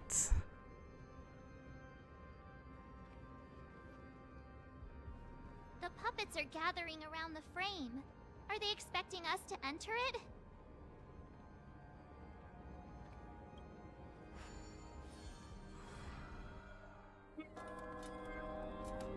It does, doesn't it? Stage play Act 1, Ode to Prisoner. Oh my god, are we gonna have a history lesson for real? Where are we now? The atmosphere here looks similar to Sunday's inner world. Perhaps this so-called stage play is created with his abilities. This act is named Ode to Prisoner. Given the atmosphere here, I believe it's about Penacony's past. I thought things were finally looking up as I managed to dodge prison during my recent trailblazing expeditions. But now it looks like I'll be back behind bars again. For you, March.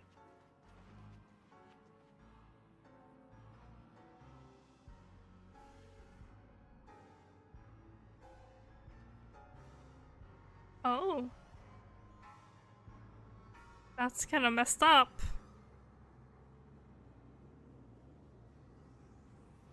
I genuinely wish to avoid a violent clash with my esteemed guests from afar. Therefore, I've arranged 3 acts before the situation becomes irreparable. Where shall we start our narrative? Well, let's start with the time when Penacony was still a frontier prison. Okay, what about it?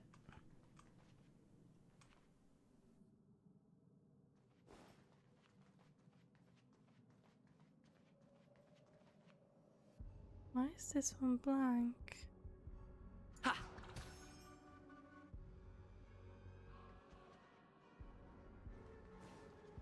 This music is kind of creepy. I like it.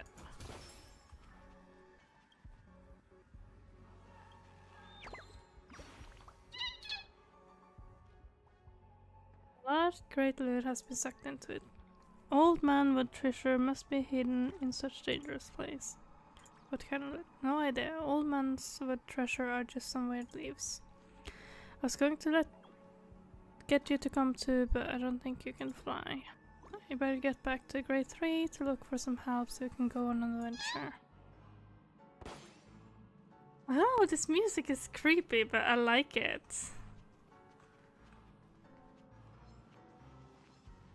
Feeling lucky. Please stay tuned. I commend for the theater of the mediocre.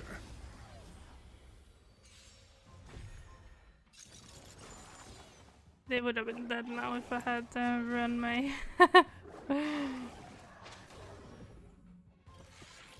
No. Dreams do come true. Answer me. Knowledge, the measure of truth, and falsehood. Conflict is pitiless. 0 points.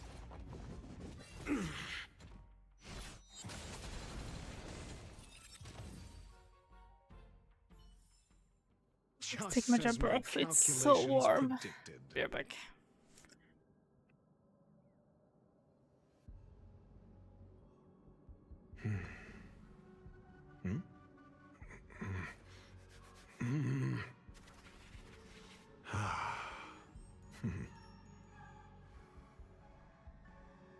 It's getting so warm then.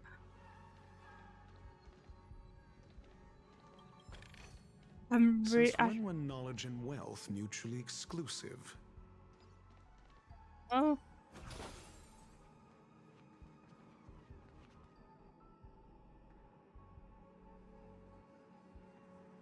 The music is really cool. I do like it.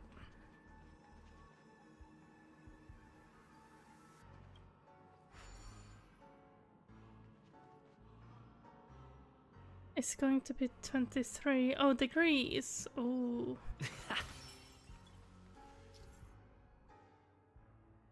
You will occasionally discover some scattered dream bubbles in the map due to them being unconnected to passage platform. These dream bubbles cannot form bubble bridges.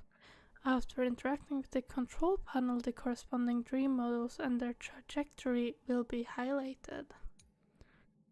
By interacting with the control panels, the dream module can be moved along to the designated trajectory. When moving the dream model, the scattered dream bubbles on the surface will also move with it. When the placement of the shattered dream bubbles meets the requirement of forming a bubble bridge, these bubbles will congeal? Whatever. Enough said. Do you have something?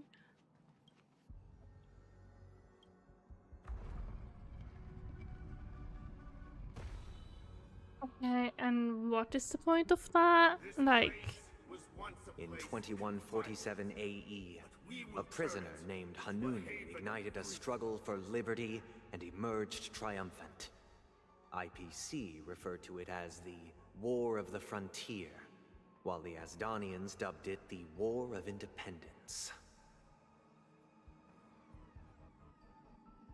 Like, what was the point of moving this module? Like... oh, let's just add some meaningless random mechanics to the game.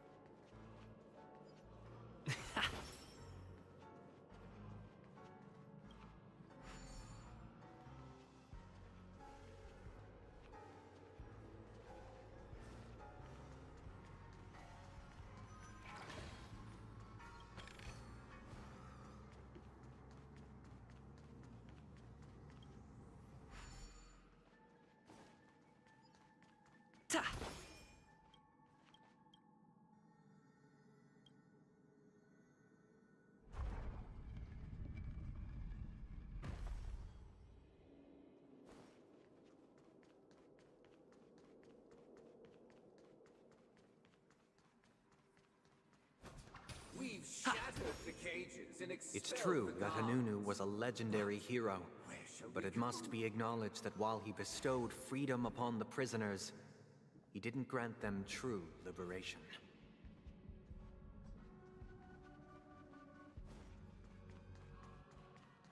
Thank you for staying here, honorable travelers. The three nameless stayed on the planet, endeavoring to spread the tenets of Trailblaze throughout the frontier prison. Alas, their efforts proved futile.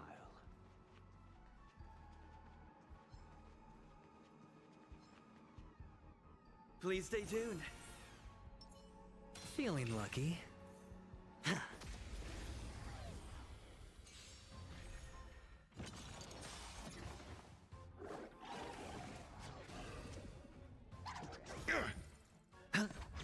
Dreams do come true.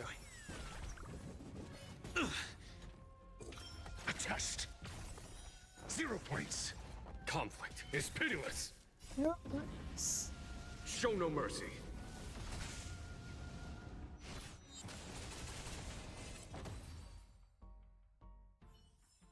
Thank you. As if victory were ever in doubt. The three nameless stayed on the planet, endeavoring to spread the tenets of Trailblaze throughout the frontier prison. Alas, their efforts proved futile.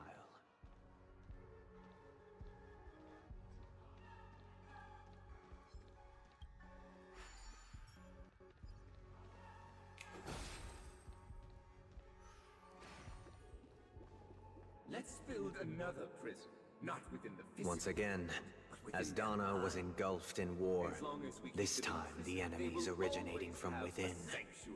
The prisoners remained prisoners for the rest of their lives, fighting for freedom rather than living for it. Are they prisoners because they're criminals?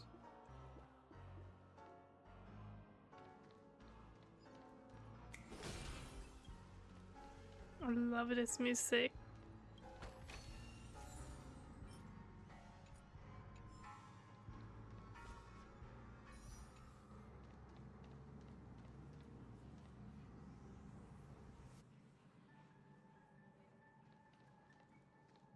I hope you like this land of freedom on a scorched earth.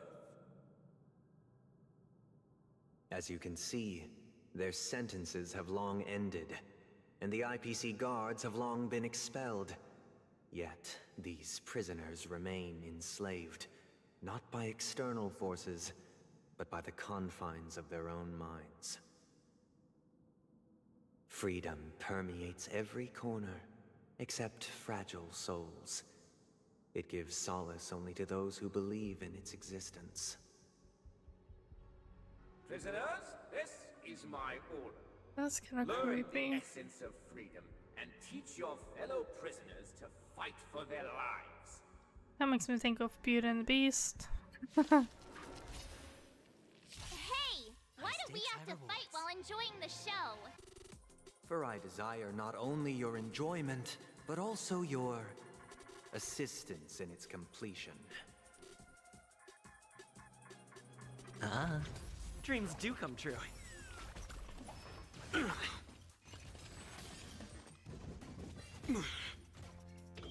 Answer me. 0 points.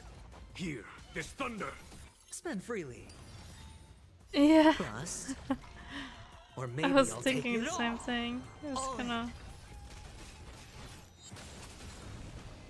Let the show begin! cocky. I hate it. At least it didn't say anything. A test. Fail. What did I say? Super break? What in the world is that? Answer me. 0 points. Watch your head. Knowledge, the measure of truth and falsehood. Conflict is pitiless. Fail. Show no mercy. 0 points. Super break. Interesting. No one can restrain you anymore. So what does that do? Are free. Oh. No, I didn't do its Thus trial. concludes the first act. Amidst a raging war, the frontier prison headed toward becoming Land of the Exiles. This must be how Penacony was constructed.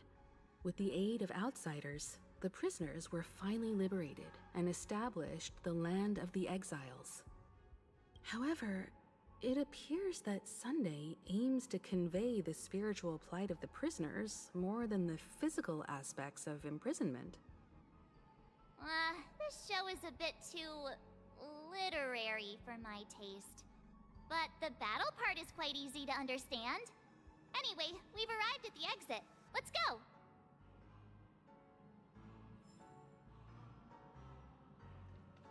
These puppets... Where are they guiding us this time?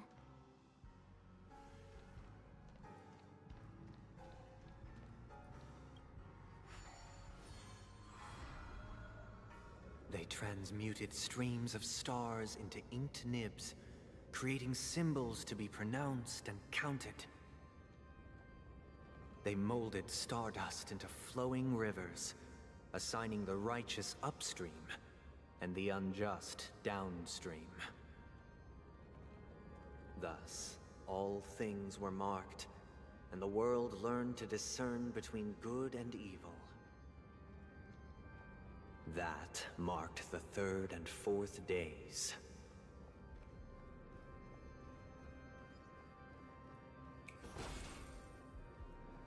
I probably still need to, I need to upgrade his talents for him to really be useful.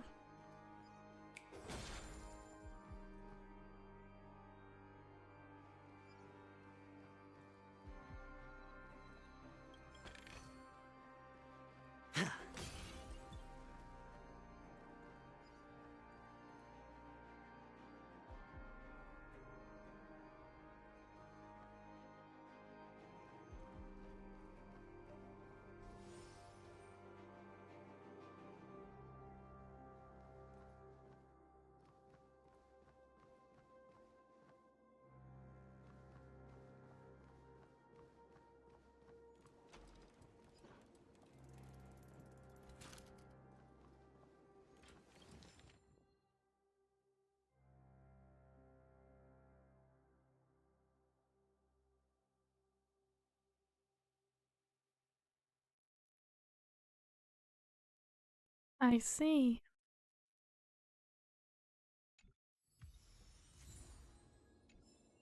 Look, another frame. I mean, it's quite good,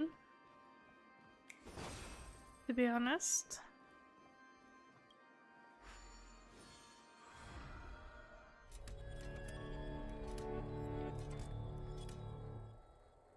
Yeah. Ode to Fool. Ode to Fool. This must be the 2nd act. The surroundings are different from before. The stage decorations look a bit tidier now. Behold the ensuing tale, a struggle for power.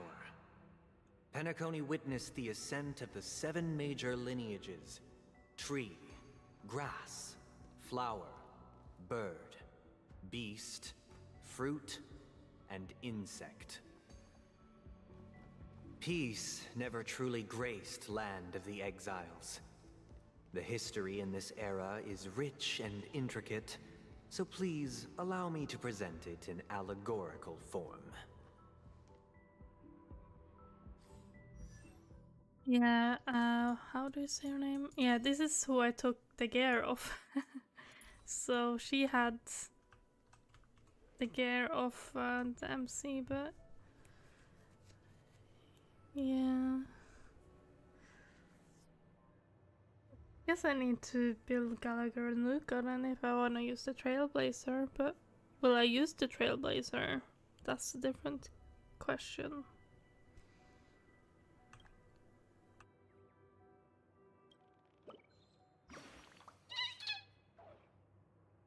Can you play the piano? This piano won't make a sound no matter how much I bang on it. Why am I an origami bird and not in Lady Vermilion said birdies who can play an instrument are much more popular, but I can't seem to be able to pick any up. Or maybe. No, I can't give up. I must find an instrument that even a birdie can play. Maybe it's Jade. Like the hat kind of makes me think of her. And this is kind of the only picture that's in here as well, isn't it? Isn't it? Yeah. Have a look.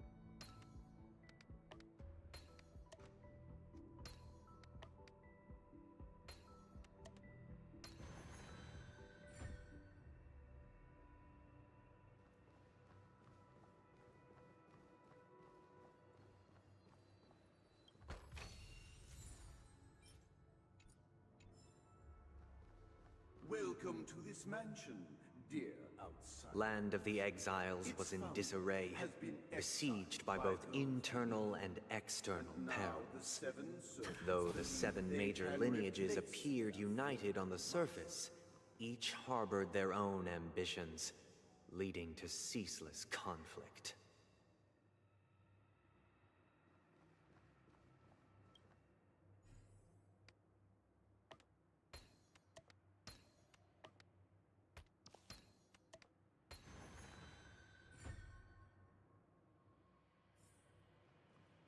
Accountant, we are the pillars of this mansion.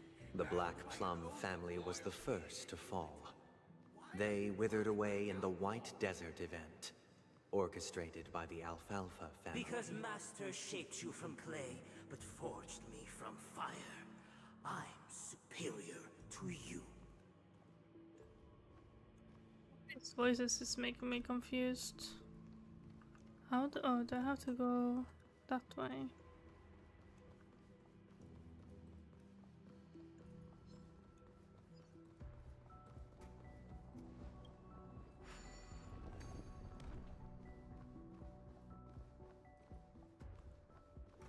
My child, you did not serve the old master. The leader of the Alfalfa family sought to defect to the IPC, trading freedom for survival. However, his eldest son slew him in the name of righteousness and ascended as the new family head. That's pretty messed up.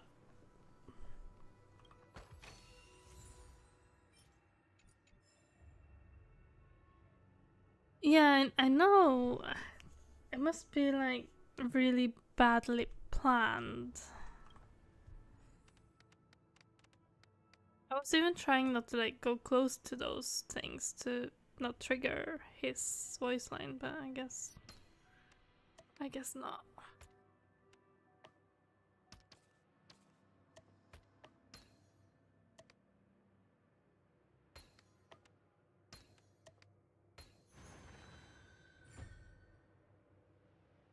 to go back. Feeling lucky. Clicked. Those who dance with these are bound The to lamp fall moth victim family their endeavored to extend the silver rail left by the express, only to be eradicated by the remnants of the swarm, leaving nothing in the unforgiving cosmos.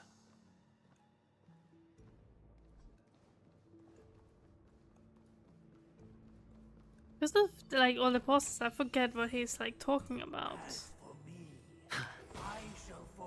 Only when Gopher Wood led the family to Land of the Exiles and earned recognition from all 5 major lineages did Penacony earn its new name, the Land of the Dreams. Yes, I like those puzzles too. They're very satisfying.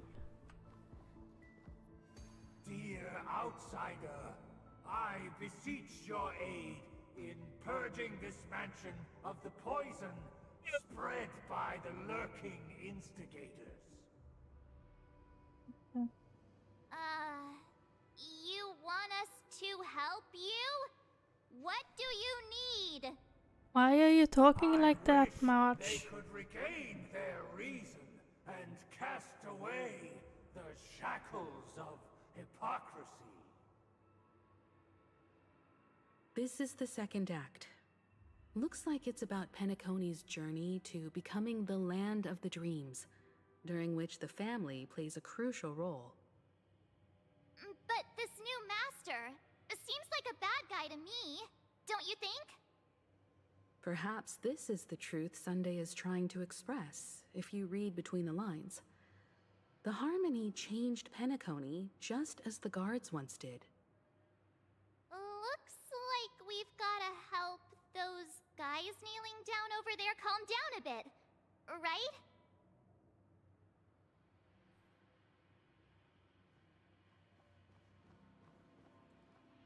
Either I shall be my own master, or I shall return to my former master.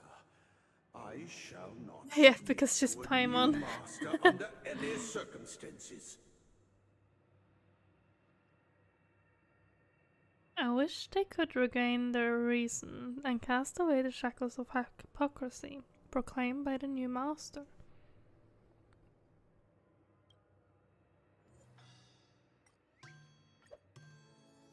Without a master, who can grant me true freedom? Self. Master is no longer here. I thought I'd be free, but I'm not. Now, without my master's command, I'll have to seek guidance from the blind. Called freedom.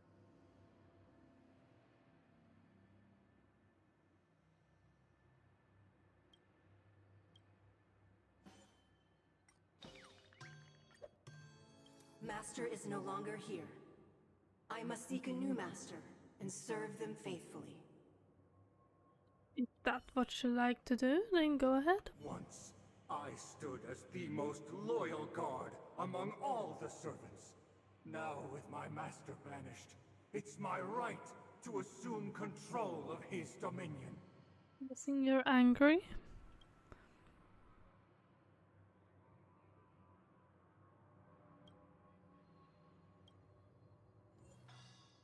Sad. My former master has long departed. But why do I still fear the remnants of his creation? Master! Oh, you will return in due course, and I shall stand vigilant, awaiting the reward for my loyalty. Using a shield people from the lingering poison of the past.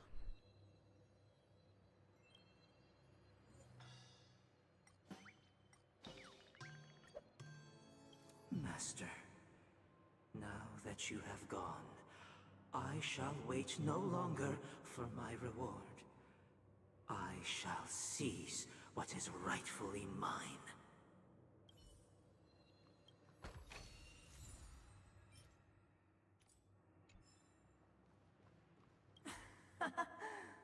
In the absence of my master, I am free. But without their guidance, for whom shall I sing? That's happy. The decaying human heart find rebirth only within calmness, proclaimed by the new master. I shall sing for my new master, just as their noble voice once resonated throughout the cosmos. Thank you, dear outsiders. My servants have regained their sanity. Heed me, one and all. Your former master shall not return. It is through righteousness and unwavering support for one another that we shall attain true perfection. Quite cool Cast aside design. the veils of hypocrisy and embrace one another. Get ready. Looks like another fight is about to begin. Is this what they call immersive theater? Listen, the snow blankets all of us honor. The sky trembles, and the earth teeters on the brink of collapse. At the edge of the silver universe, the first buds sprout under the rising sun. Dreams do come true. No dirty tricks, all right? A test. Here, this thunder. Still the same wall. Spend freely. Bust. Or maybe I'll take it all. Watch your head.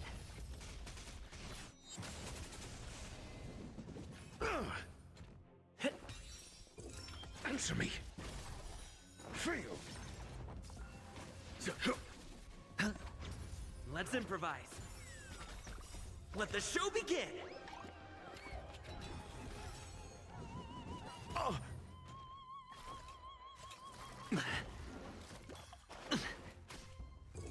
A test.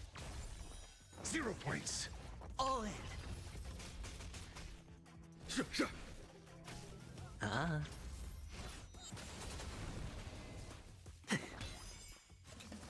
No dirty tricks, all right? Answer me. Feel. Knowledge, the measure of truth and falsehood.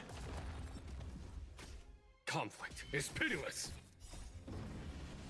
Show no mercy.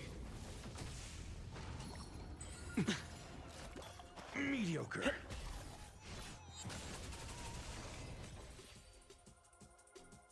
Alas, they remain but slaves till the very end, with the illusion of freedom. Thus concludes the second act. Amidst an illusory harmony, Land of the Exiles charted its course toward becoming the planet of festivities. This is how Penacony fell under the family's control.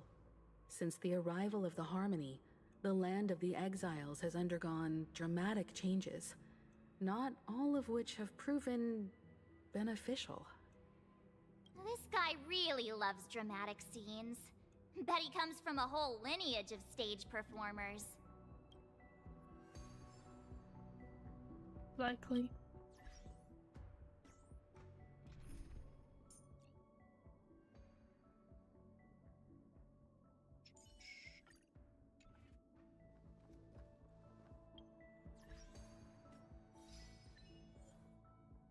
Inherit the watchmaker's legacy.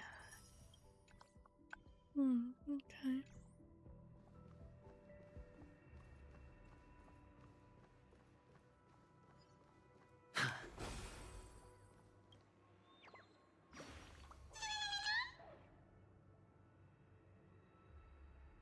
I'm the birdie that guards the theater. Everyone that passes has to solve my riddle.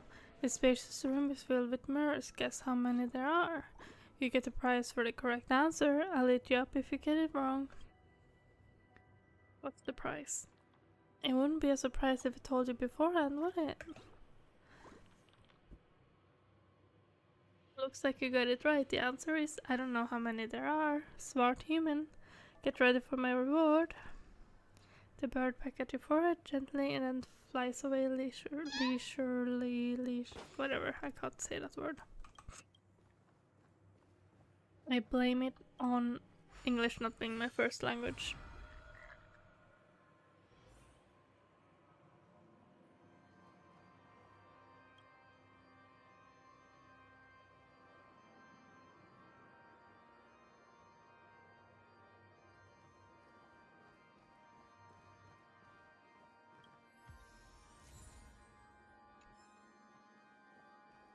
They used the planetary rings to establish the law, forging a code of conduct among the masses.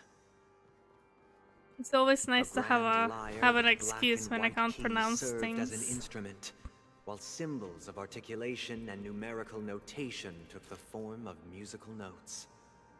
The downward flowing river became a melody, and the canon of law dictated the form.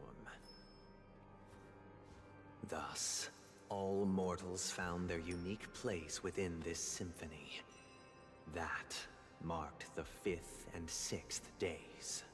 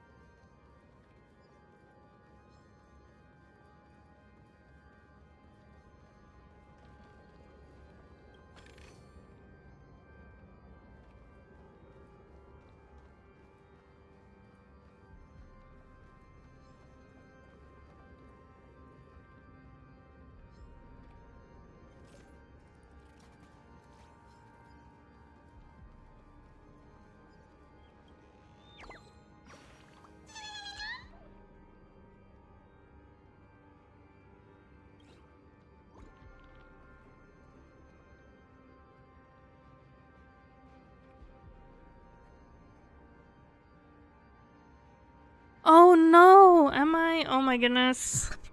How long have I been muted for? Oh, I just blew my nose, that's why.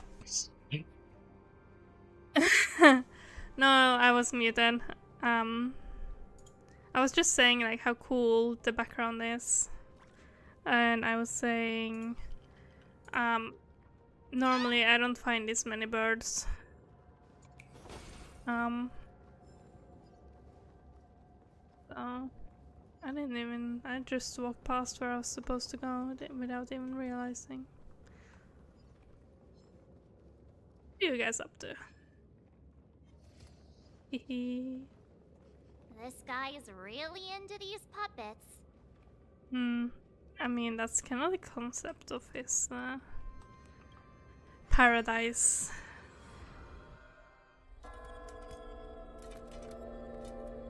Ode to Order.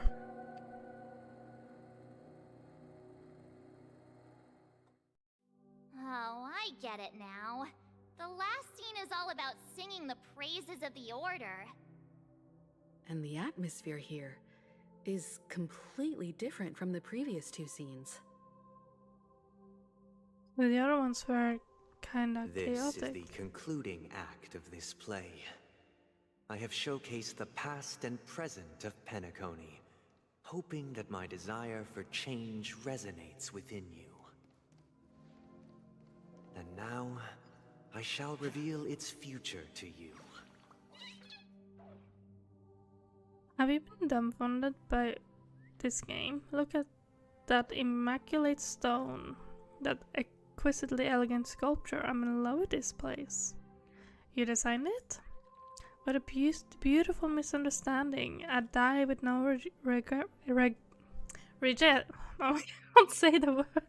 Regrets. If that was the case, my work has blah blah blah. I have to hone my own craft, friend. One day I will make something that triumphs this masterpiece. And now, Regrets. I shall reveal I can't say that word. I promise.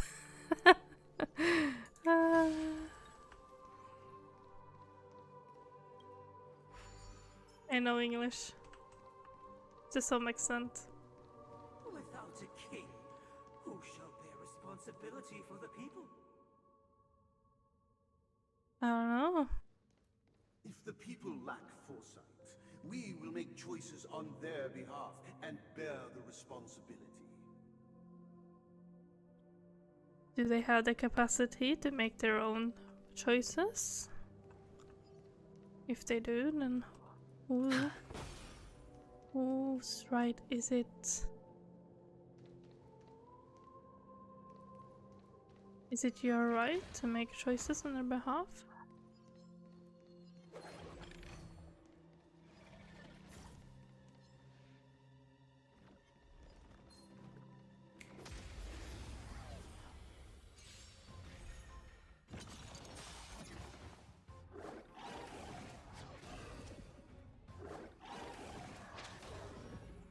Sure, I'll play along.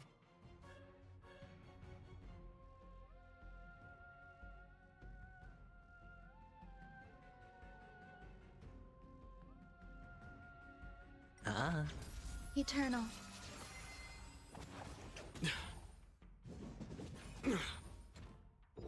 Answer me. Conflict is pitiless. Spend freely. Bust. Or maybe I'll take it all!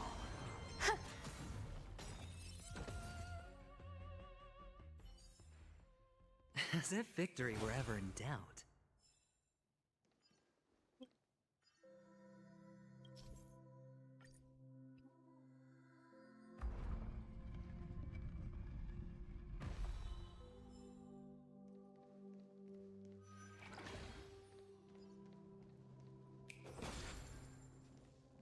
Wait, did I just walk in a circle?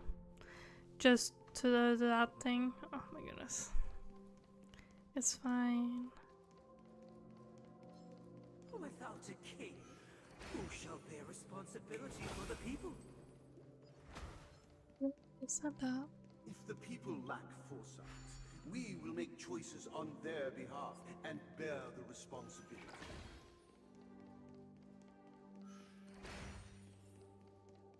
Without a king, who shall protect the weak and stand against the mighty? We shall support one another, protecting the weak and standing against the mighty.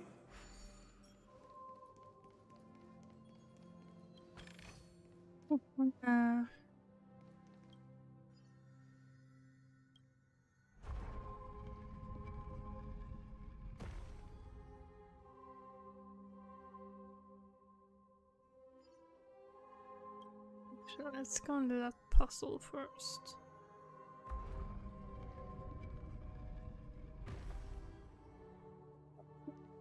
Tip.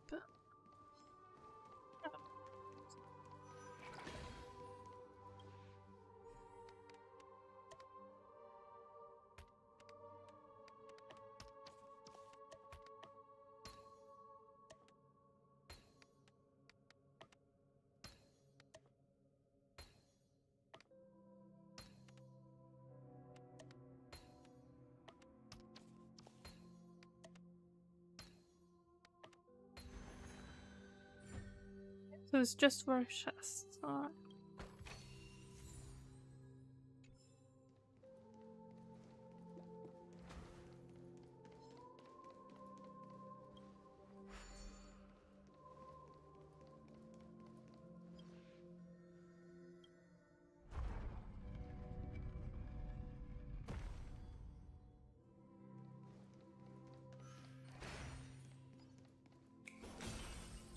Without a king, who shall govern the movement of stars?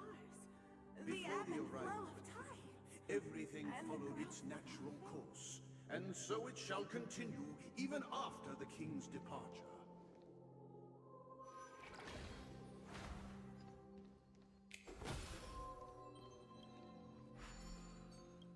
But after the king's departure, We no longer have need for a king, for we have become kings of all. Things.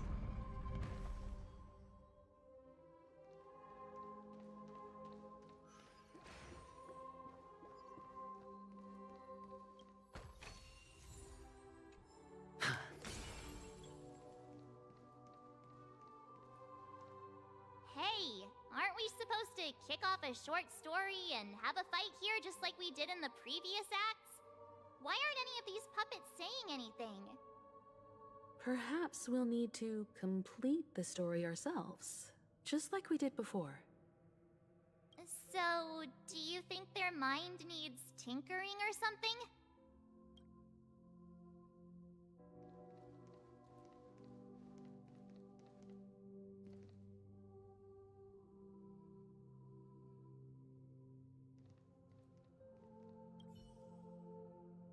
Based on the experience from Act 2, it seems that you'll need to employ the clockwork once again to personally bring the performance to fruition.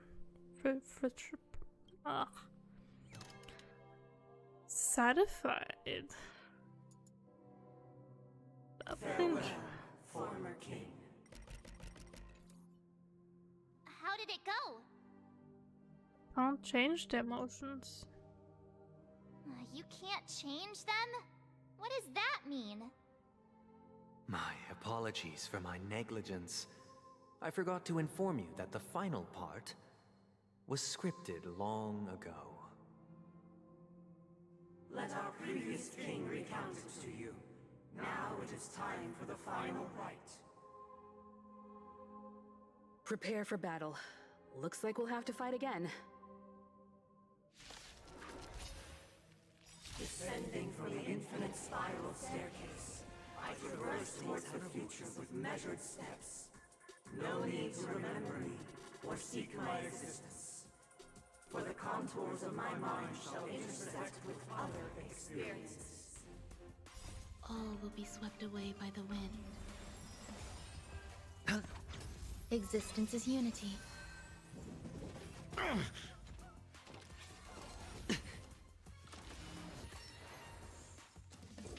Answer me. 0 points. Here, this thunder. Show no mercy. So far, I've spent A test. 8.5 hours on this quest, Conflict is pitiless. I think.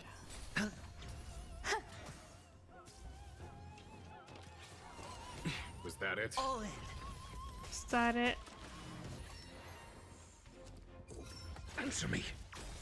Knowledge, the measure of truth and falsehood. Here, this thunder. 0 points. So not quite half an hour yet, but In the hushed expanse of a nocturnal reverie, 8 hours and 15 minutes. no need to remember me. Really? or to Oh my recall goodness. the essence of dreams. I was hoping to be done by now because I have stuff to do today. Shall wane, while you shall transcend its delicate nature. I don't know if I can even finish it today. This is the final scene. It's much more straightforward. He wants to expel the Harmony and establish an empire based on the Order. Let's go. Once this stage play concludes, it'll be time for the main event, the Charmony Festival.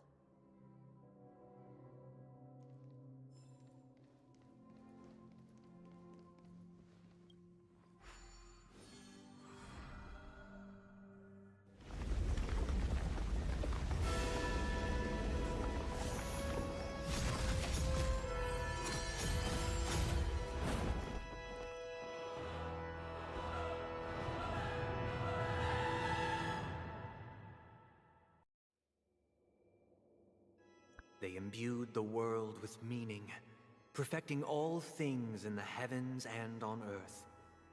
Then, they rested from the labors of creation. Yet, all beings cried out to Enna. Under the banner of the Order, you have defined all things in the cosmos. But this made us realize that we are but puppets in your hands. Thus, on that day, all beings united and cast the Eon into the abyss of oblivion. This Grand Theater looks totally different. Is this the power of the Order? Everyone, get ready. This could be a tough battle.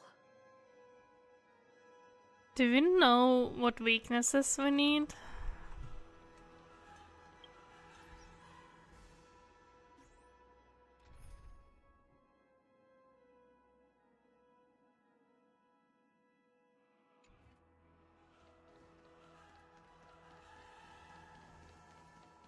Because I should probably change my team if we're gonna fight Sunday.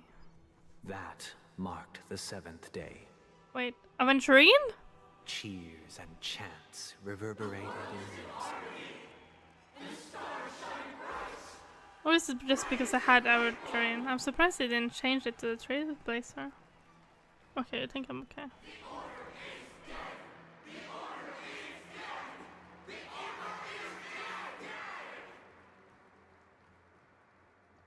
It's dead.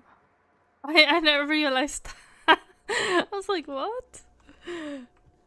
Because it said like question mark as well. I was like, what? Look how beautiful he is. He's so beautiful. Look, there he is. You don't say. That concludes everything related okay, to Paimon. the Order. What are your reflections on this, my dear guests?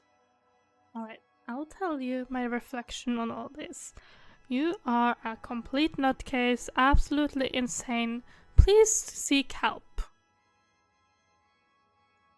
Yeah, that concludes it. Nevertheless, this is but a trivial blip in the annals of galactic history. What truly matters is the course this river shall take in the days to come. You've arrived at the perfect moment. The Charmony Festival is about to commence, and it would be a shame if you were absent for the Harmony's prologue. Allow me to extend my warmest welcome once more. Welcome to Penacony Theater, the very core of the Sweet Dream, the abode of the Stellaron, the grand stage of the Charmony Festival, and the very place where the future of Penacony shall be determined through conflict. Everyone has yellow eyes here, with the exception of March, Himiko, Trailblazer, and even Sunday. And the very place where your schemes get smashed to smithereens. Why did you invite us to this duel? Because our shared goals give equal weight to the beliefs we strive for. True goodness can only be achieved through faith. Allow me to point out that falling into a permanent slumber is not happiness, especially when those people are driven by someone else's will in their sleep. Do you still believe that the Order only seeks to control the universe as their puppet, Himiko? Yes. No matter how perfect your vision of paradise may be, a cage remains a cage. People will never achieve true happiness in a world like that. They would just be toys for the Eon. It seems you have misunderstood my intentions. Allow me to clarify. My desire is not to resurrect a fallen Eon, or become one myself. My sole objective is to create a paradise free from Eons, where the Order ensures the dignity and happiness of all humanity. A paradise exclusive to us human beings. That's not the case. If people are to live with dignity, there must be nothing and no one above them. In your so-called paradise, you would be the one reigning supreme. Looks like we won't be able to convince each other. Now that our conflict has been destined, let's unveil our paths and reveal to the universe the true path. However, before the prelude to the future begins, please take a moment to ponder the questions I've posed. Is darkness equal to daylight? Are sinners equal to the righteous? If you are born weak, which god should you turn to for solace? Not you. How tragic. High stakes, The high Eon rewards. with great might. Under the banner of the Order, you have defined all things in the cosmos. The broads are arroganty. Opportunity doesn't knock on its own, you know. Okay, It's I'm on sorry, me. Aventurine. Sorry for making you wait. Existence is unity. Enjoying yourself? Every petal and all will be swept away by the wind.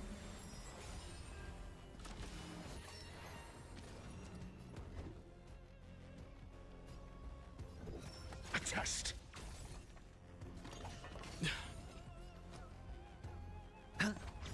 Some value, I suppose.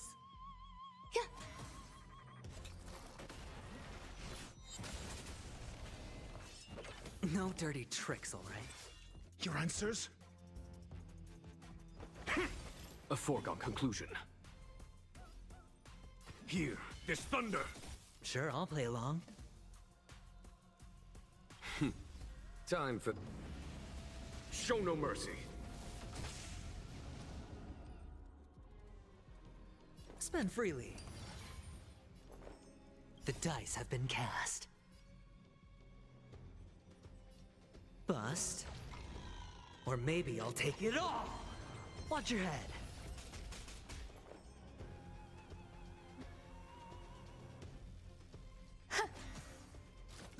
Mediocre. I'm asking questions. Answer me. Fail. Follow my charge. Conflict is pitiless. Wait, Dr.Ratio. I hit the mark. 135k. Well done. Ah. Existence is unity.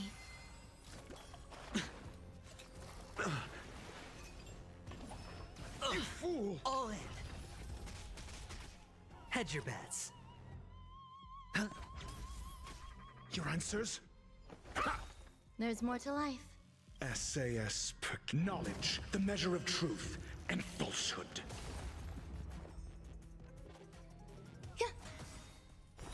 0 points. A foregone conclusion. Every petal in life's all will be swept away by the wind. Here, this thunder. Fail.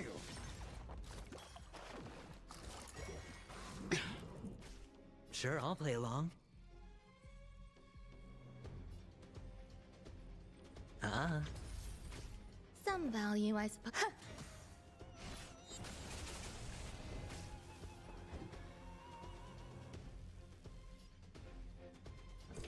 A test. 0 points. There's no time to lose. Conflict is pitiless. No dirty tricks, all right? Dr.Ratio doesn't have a shield. There's more to life.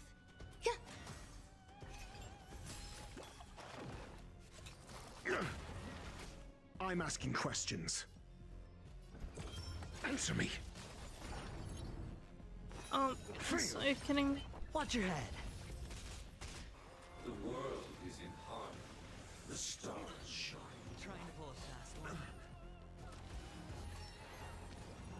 Stop it. Be nice to my guys. It's on me.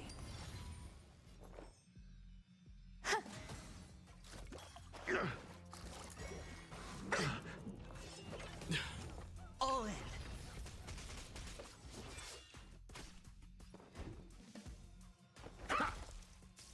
Follow my charge. Here, this thunder!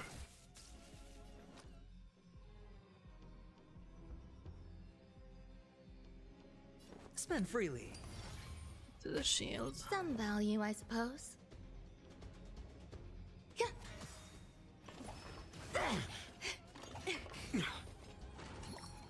Enjoying yourself? Praise the Great One.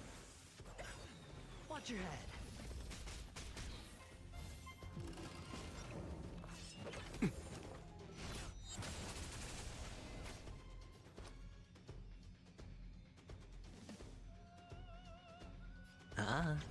Your answers?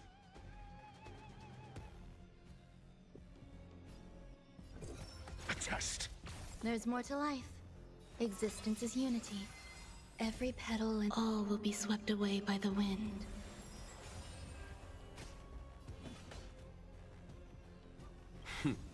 Time for the master.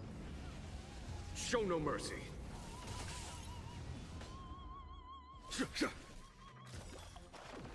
SAS Percipi. Knowledge, the measure of truth and falsehood.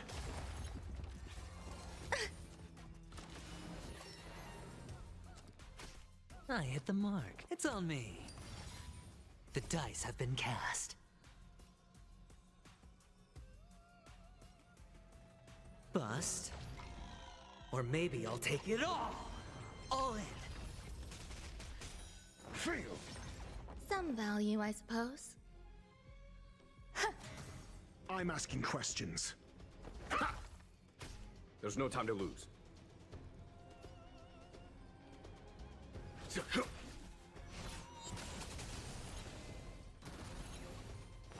0 points. I already know your decision. I now permit you to gaze into the sun. On these 107,336 stones, the almighty and powerful springs of harmony are at my disposal. The supreme tuner, harmonious choir, Dominicus.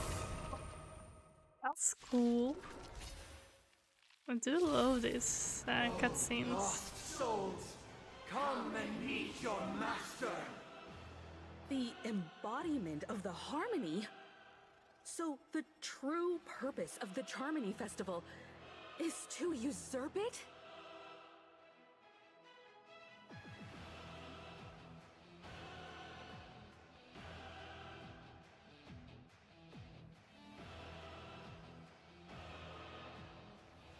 That's pretty insane.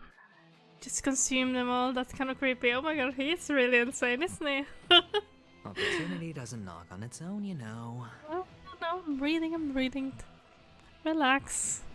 And she'll affect your sense. Okay.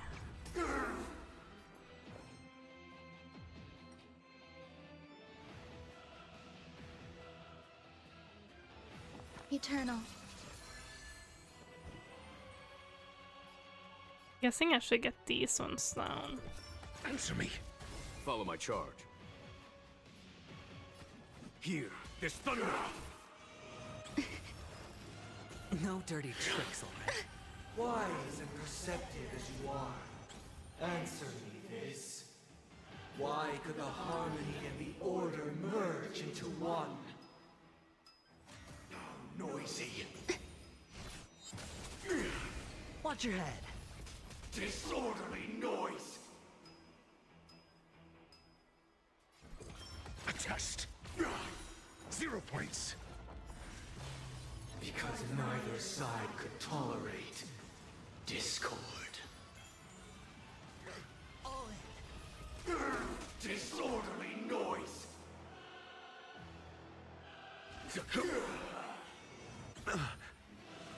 No dirty tricks, alright? Was that it? Why did the chicken roast rose? Yeah. I don't know. Okay, where is... Okay, so Ruin May is the next turn. Some value, I suppose. Oh, no, I shouldn't have done that. Oh, crap. Actually, everyone has a buff, it's fine. Every petal in all will be swept away by the wind. I'll let you attack. Mediocre. Sink into a dream. Oh, I should have used Dr.Ratio first. It's fine, it's fine.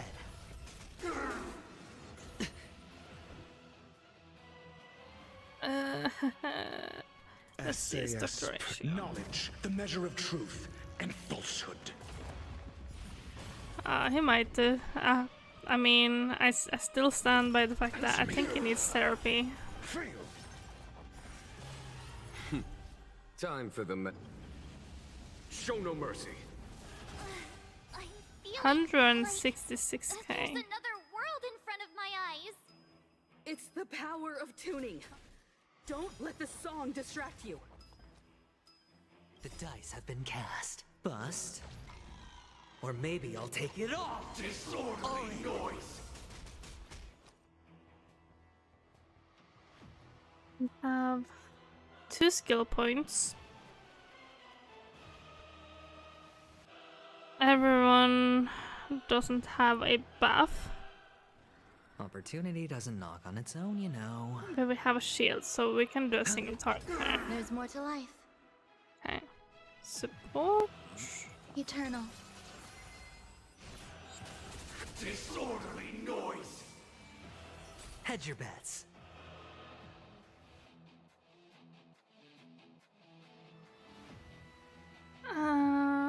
Okay, Dr.Ratio, would you be able to kill him with your skill? Disorderly noise. Attest. Disorderly noise. 0 points. Darn it! Some value, I suppose. Renmei, you are amazing. Does everyone have a buff? Everyone has a buff. So I'll do a single target. Here, this thunder. Disorderly noise. 1%. Done. Nice. The time has come. Creation will be reborn from the remains of the gods. Don Hong!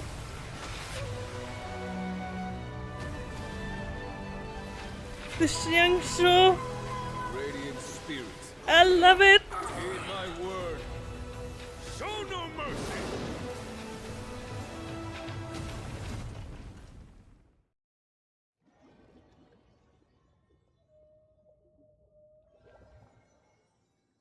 Wake up! That was so cool. Hey, wake up! The sun's frying your butt. Are you alright? Can you hear me? Do you remember your name? No. No, he doesn't remember his name. I know, it was too short. It was way too short. I don't remember anything. Why does that line sound so familiar? It does? Well, doesn't ring any bells to me. Looks like your mind's still in one piece. If you're able to remember such details. Well, that's reassuring. What happened while I was out? It's a long story. Simply put, Don Hung used the Jade Abacus of Allying Oath when we were in the middle of a fierce battle, and summoned the General to help us just in time. And then we returned to reality. Look, this is your room. Everyone else has also returned from the dreamscape. Himeko and the rest are at the lobby discussing matters with the General. And now that you're awake, we should tell the crew that you're alright. Come with me. Not going to come chat with me, sleepyhead. That voice... is that Black Swan?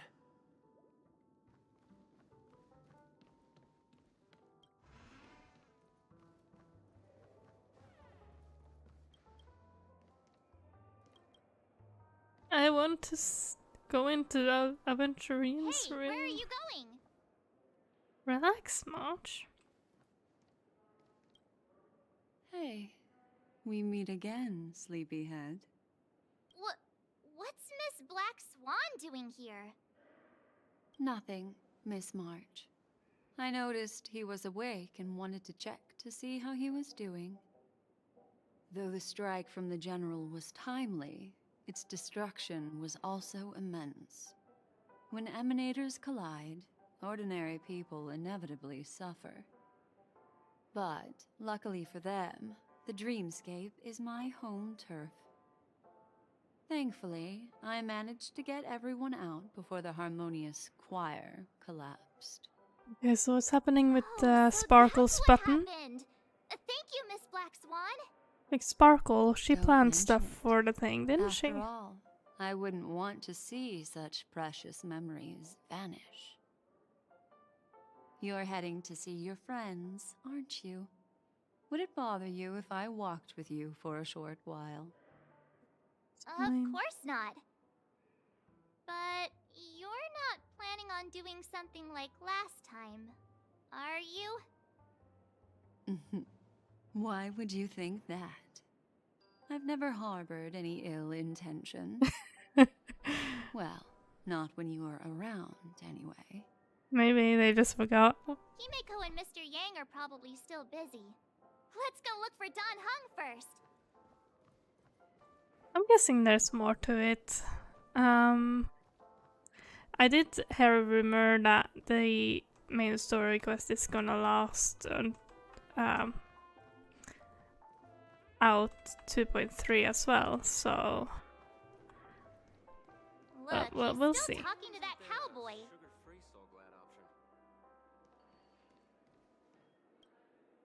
You're awake. How do you feel? Well, That fork high. me. You must be that Stellaron they were talking about. Orca. I hate myself.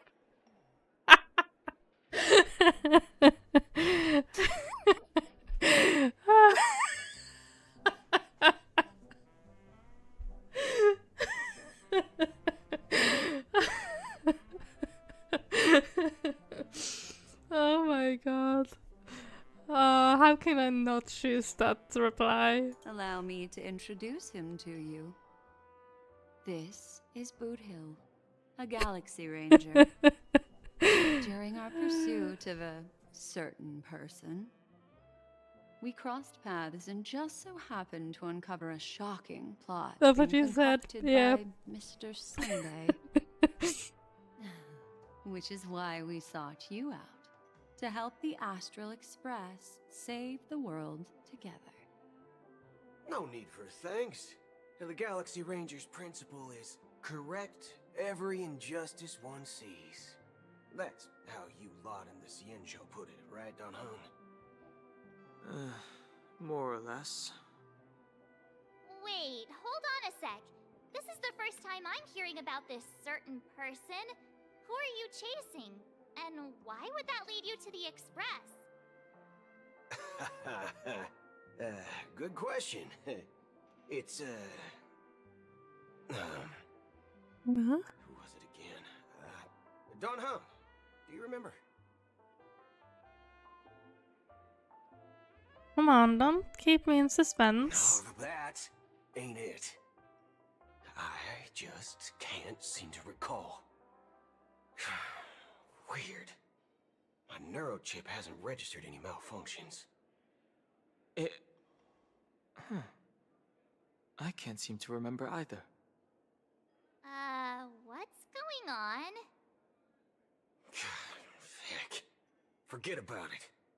If it slipped all our minds, reckon that person was just a minor scoundrel.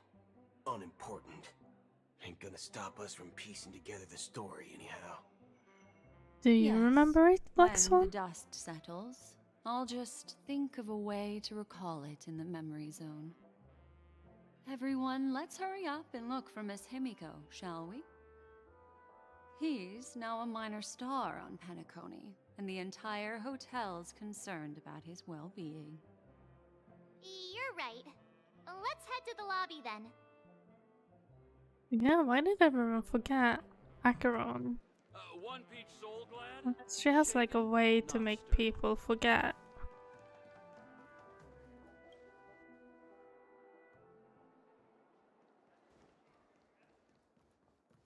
Look, they're with With the general. That's all right. In these times of conflict for the sake of utmost safety, it is only right that the Alliance steps forward to mediate on behalf of the Astral Express. We must not allow you to take unnecessary risks.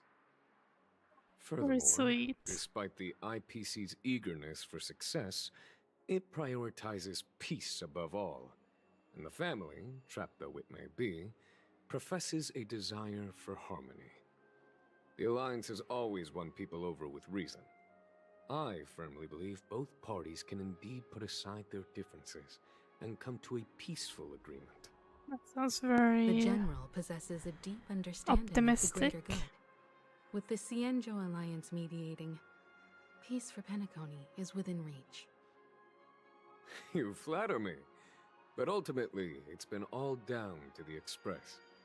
Without your efforts, this sweet dream paradise would have been claimed by the last remnants of order before there was even a shot at peace. Well, would you look at that? Here comes the big hero. Oh, he's so beautiful.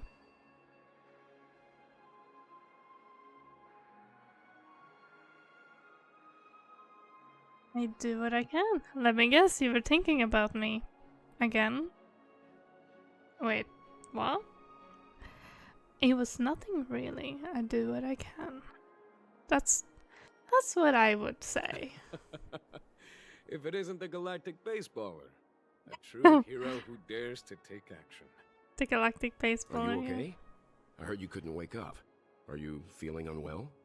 Did Walt's voice Don't just worry, sound Mr. weird? Yang. There is nothing wrong with him. He practically burned through a lifetime's worth of jokes on the way here. What about you, Mr. Yang? I heard that even Miss Robin wasn't spared. And that guy locked you both up. It's a long story. But at least Mr. Sunday took it easy on us. He used an ability called tuning to connect our consciousnesses with his. In other words, he imprisoned us within his consciousness. Thanks to General Jing Yuan's destruction of the Harmonious Choir, we were able to escape. He used that tuning on us too. Does that mean that we were almost imprisoned as well? I can confidently say now, he was truly after a fair fight with us. Had he wanted, he could have easily taken us down, without so much as lifting a finger. Speaking of the Oak family head, where is he now? It's complicated, but in a nutshell, he's now the former Oak family head. The IPC has named him the key figure in the family's Penacony split, citing a threat to cosmic peace. He must represent the family and answer for the unrest caused. His trial is set to take place at Pier Point. The family quickly labeled him and the remnants of the Order as enemies, declaring the turmoil an internal rebellion. This move effectively barred the IPC from intervening in family affairs on both moral and rational grounds. Everyone really has their own agenda, after all. Then, what's going to happen to Miss Robin? She and Sunday won't be able to deny their involvement in the Charmony Festival. They're siblings, after all. And why should Robin be blamed for it? She was against it all. By the side, General. I can only say that this incident is an unexpected mess for the girl. The Alliance will try to persuade the family to consider this matter carefully during mediation. It's time, everyone. The IPC's key members and I have agreed to consult one another before the upcoming negotiation. Do any of you wish to sit in? Given the General's invitation and the matter's significance to the universe, the crew will naturally accept. However, if the IPC has any reservations... Why, of course you're welcome. They've mentioned that your team is a trusted ally of the IPC in Penacony, so there's no reason not to welcome you. Besides, if there can be reliable observers from the Astral Express present, discussions will go more smoothly. So, what do you all think? Well then, we shall oblige. I'm kind of allergic to those types of situations. I think I'll just head back to my room and start packing. Not to worry. Himiko and I will take care of things. I'm afraid I'll also have to return to the Express first. The conductor is worried about us. It's best I go and explain the situation. Thank you. What about you, hmm? Will you join Welt and me? Or have you got other plans?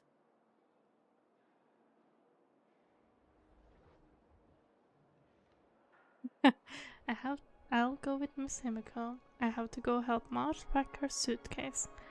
I don't know why, but something tells me I only have one real option here. What does that mean? Okay, I have a few questions. I feel like we're getting to the end of this quest, but I remember in the trailer there was this scene of the dreamscape collapsing. But that hasn't happened yet.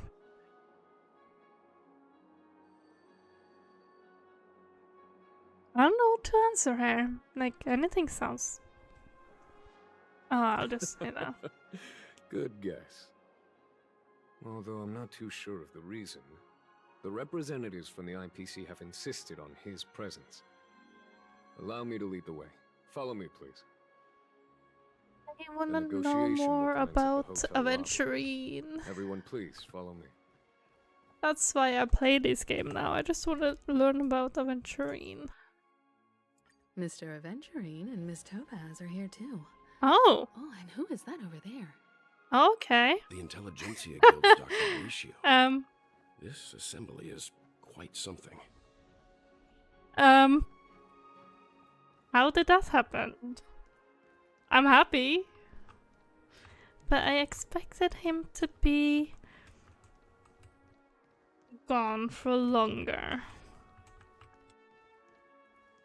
I'm confused. I'm happy, but I'm confused.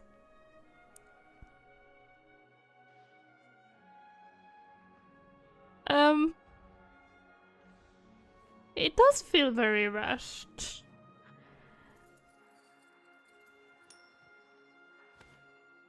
Like, he was like all this dramatic, oh, death, he's gonna find out stuff. Like, he was finding the other side of the dreamscape. Like, beyond the wall or veil or whatever it's called. And then... And then...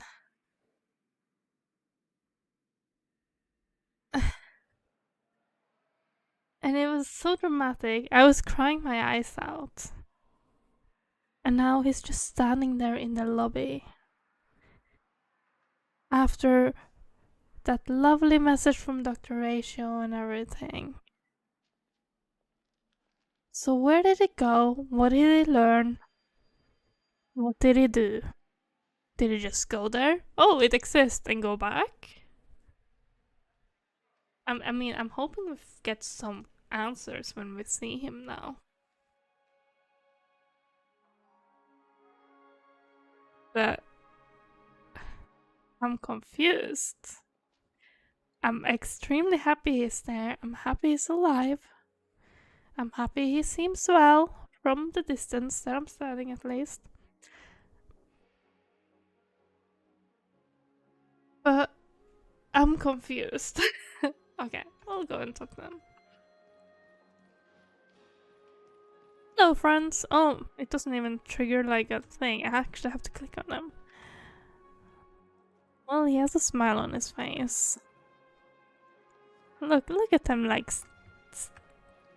Dr. Ratio is standing towards Aventurine. It's not like aiming between them. He's like towards Aventurine. Okay, let's have a chat. It's been a while, my Astral Express friends. I would also extend my sincere thanks to you, General of the Lawfu. The presence of everyone here assures that the talks will likely reach a conclusion that satisfies all sides. Oh. Looks like everyone has come with expectations. Care to share? Oh. Of course. Topaz, if you please. Sure, leave it to me. In summary, it's good news. After much deliberation from the Strategic Investment Department's Council, the absolute majority of members have agreed to the following resolutions. In light of long-term considerations for interastral peace, and by authority of Pierpoint HQ, the Strategic Investment Department, on behalf of the Interastral Peace Corporation, will permanently relinquish its claim on Penacony sovereignty and offer unconditional support of the family's rebuilding efforts on Penacony. I need to do something. 2 seconds. It won't take long.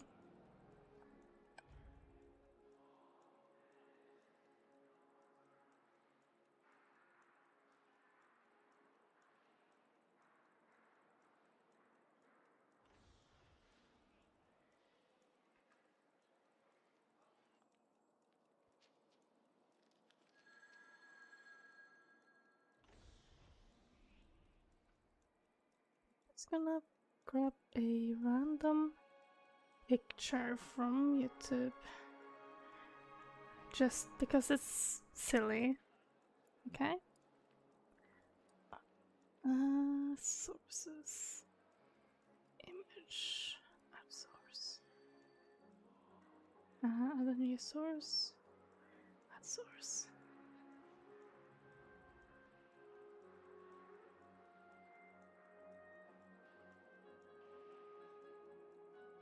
Where did it go? There. Yes. Oh, that's very big, isn't it? Okay. See, we'll sort this out. We'll figure it out. Look, isn't that lovely? Yeah? There we go. Perfect.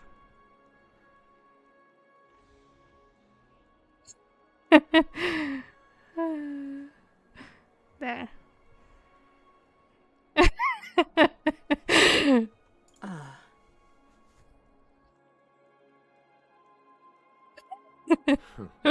Now that's something. So the IPC does see the big picture, huh? What's in it for you guys? Does not mean Aventurine took a hit for nothing. Oh, I won't ask that. Well, if that's what it takes to bring peace to the entire universe, it's a price I'll gladly pay. It's not a price I'll gladly pay, so don't do it again. Has the IPC finished sharing all its thoughts? Then it's our turn. It changed. Well, we still like Dr.Ratio, so I mean, that's fine. The Guild, much like the Genius Society, has taken a keen interest in the recent calamity in Penacony. Ultimately, both parties have agreed to a comprehensive collaboration, offering technical support for the reconstruction of Penacony. The floor is yours for the finer points, Mr. Screwlum. Enlighten us, please. Organic life's unrelenting search to understand the realm of inner spirituality is something I both admire and envy. Inorganic life has no mechanism to evoke dreams. But when my mechanical impulses are activated, my inspiration circuits will start to operate, and I will enter a state defined as imagination. Every time, within the realm of imagination, there emerges a fire from the shadows. It is warm, bright. I frequently ponder this flame might represent the essence of intelligence. A cluster of inspiration ignited by high temperatures. The future direction of the universe may well lie within it. Alas, they are nothing but projections of my thought system to me. Desired, but unattainable. But after learning of Penacony's accomplishments, I have come to realize that the flame is not beyond my grasp. After deliberations with my partners, we have decided to defer the progress of the Simulated Universe project, and instead assist the Intelligentsia Guild as technological consultants in the research of the Dreamscape and Memory Zone, so that these assets may be better used to serve humanity. Okay. Not only that, we've also established contact with the Garden of Recollection through the IPC, and they've pledged their support for our research endeavors. I'm truly happy for the Dream Chasers on Penacony. The cosmos' brightest and, let's admit, dimmer intellects are now at their service. Yay, that's a big win for everyone. I keep getting this feeling that this is all too good to be true. Yes. What happens to Sparkle's button? What happened to the trailer where the dreamscape collapses? Why was this the only thing we see from Aventurine? Like, come on, give me more. Agreed. It's hard to imagine members of the Genius Society taking an interest in such mundane research.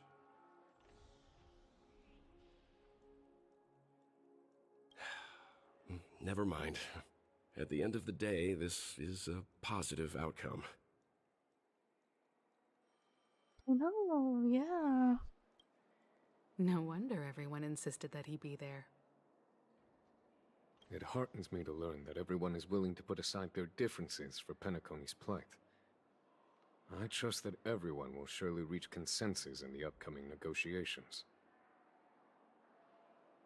Looks like Penacony's future is decided. I'm wondering, is there anything else the crew is concerned about? Peace is our greatest wish. Beyond that, we desire nothing else. Well, that's good. Now that everyone's minds are at ease, I shall take my leave. You may now depart with peace of mind. The Alliance will deal with all subsequent procedures. If Some that's time the later. case, it appears that we have nothing else to worry about on Penacony. Looks like it's time for us to embark on a new voyage. Sounds good to me. You two head back to the Express first. I'll pick up March and deal with the checkout procedure. Oh, also, Miss Black Swan, you have a matter to discuss with me, yes? Do you now dance a little tango with Miss Himiko as well? Nothing escapes your attention, Miss Navigator. You've been with us this whole time, huh? In any case, he and I will be waiting for you and March on the Express. Let's go. Our time on Penacony has come to a fruitful end. Penacony's journey ends here. I guess it was pretty fruitful. On Aventurine. Aventurine, Well, please. seems the dust is finally settled, no? Well done, friend. Friend. Oh, is that all you have to say to me? Please. I am truly happy for the Dream Chasers on Penacony. The cosmos' brightest and, let's admit, dimmer intellects are now at their service. I know. They just dismissed it. Like, oh, okay, we had this moment. Now we're done.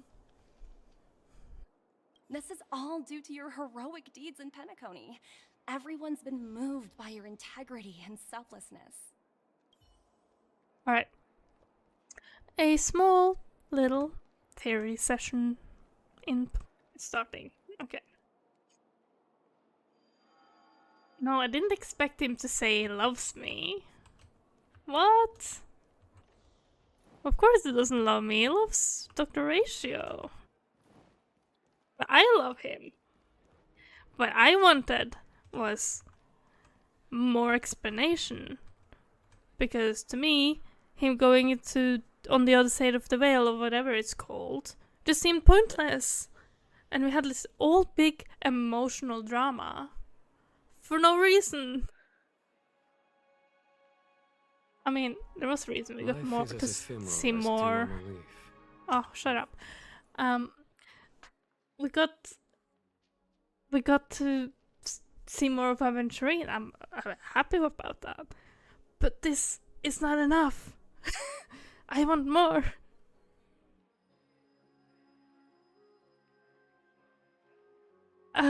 Okay, theory session. I posted a video in Discord a while back. There was someone theorizing about the different lies of Aventurine and the reasons for them. Yeah, I guess she did. And this theory crafter was telling the point, like the theory that the reason Aventurine joined the IPC, because they kind of hinting that it was the IPC that destroyed Sigonia, the planet he was from, and killed all his family and the people there. So obviously he killed his slave master, who was also deeply connected to the IPC. The IPC saw his potential and let him join them and the Stonehearts. When Aventurine is sitting in front of Jade just after he killed his slave master, he asks, "Can I see Diamond?" And Jade says no. And then obviously Aventurine might be doing all these things to get to Diamond, like he destroyed a cornerstone. So maybe what he's really trying to do is destroy the IPC.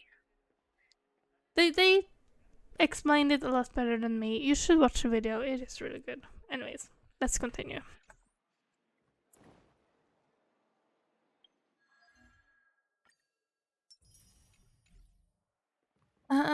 Go to the Astral Express. The navigation meeting is about to start. We're all waiting for you. Yeah, probably. When did the Express become so lively? Oh. We have Boothill, Black Swan. Ahem. Looks like everyone's present. Let the navigation meeting commence then. This a meeting to decide our next stop? How we doing this? By show of hands. Are you joining us, Boothill? Are you joining the Trailblazers? What about you, Black Swan? Because his Boothill saying, "Are we?"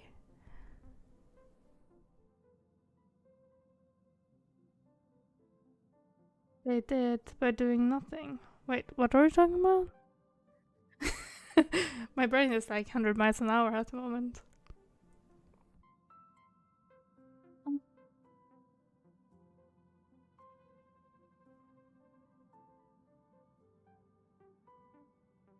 Yeah, there is. If you've watched that video I posted, they really explains in detail what happened and how about IPC's involvement on Sigonia. It is a really good theory video. I do really recommend it. They talk about how the IPC was part of destruction of Sigonia.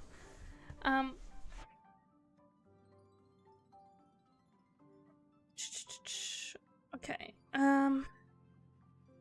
Harry's saying this meeting to decide on our next stop. Okay, are you joining us, Boothill? Hold That's your alright. horses, cowboy. It's for those to decide. Yeah, it is such a good video. Black Swan, how come you're here too? What incarnation are you guys doing here? Allow me to explain. Mr. Boothill and Miss Black Swan submitted a request to temporarily travel with the Express for their own personal reasons. Oh, okay. As you all may know, the Astral Express never declines any passenger whose heart yearns for the distant stars. Therefore, they will be traveling with us for a while until they reach their destinations.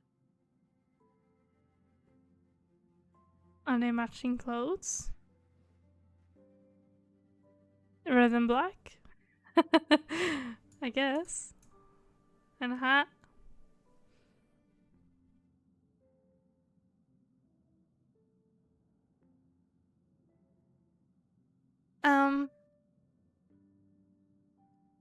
Yeah, so it wasn't the IPC that really attacked them. But it's the fact that the IP intentionally allowed it to happen for their own personal gain.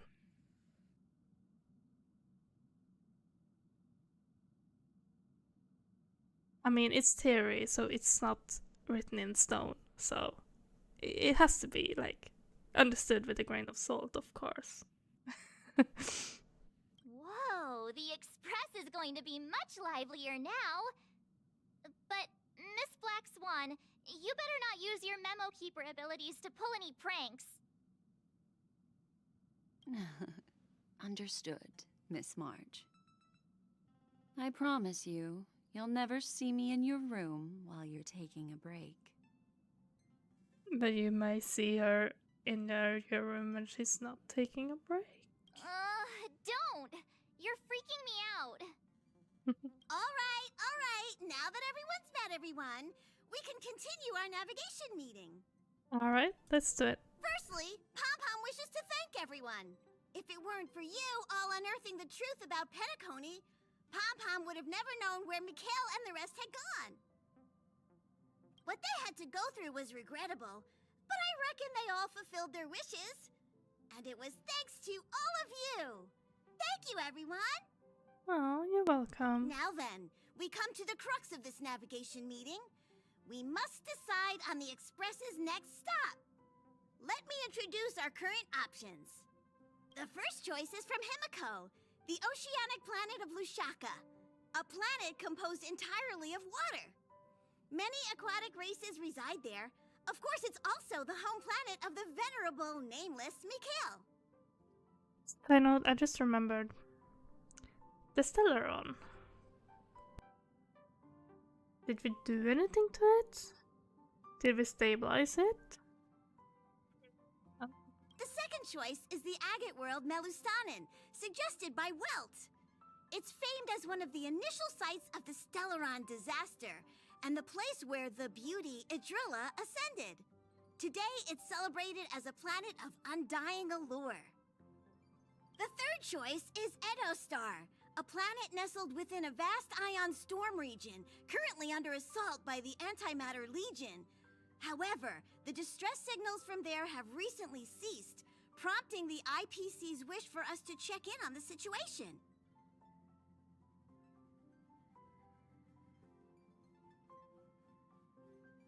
Do we actually get to choose, or is this just a pretend we get to choose option? The last choice, courtesy of Black Swan, is the glass belt Petravia, a massive belt of asteroids that was turned to glass by the Lord Ravager Zephyro. These days, it's apparently known to house one of the branches of the Morning Actors Troupe. Okay, so we can choose? Okay. Ooh, so many options. I'm seeing stars already. Next up, everyone will select the destination that they wish to visit, and then we'll put it to a vote. I don't remember what all of it was. What is Mikhail's planet again? That's the Patrivia, wasn't it? Hey, baby.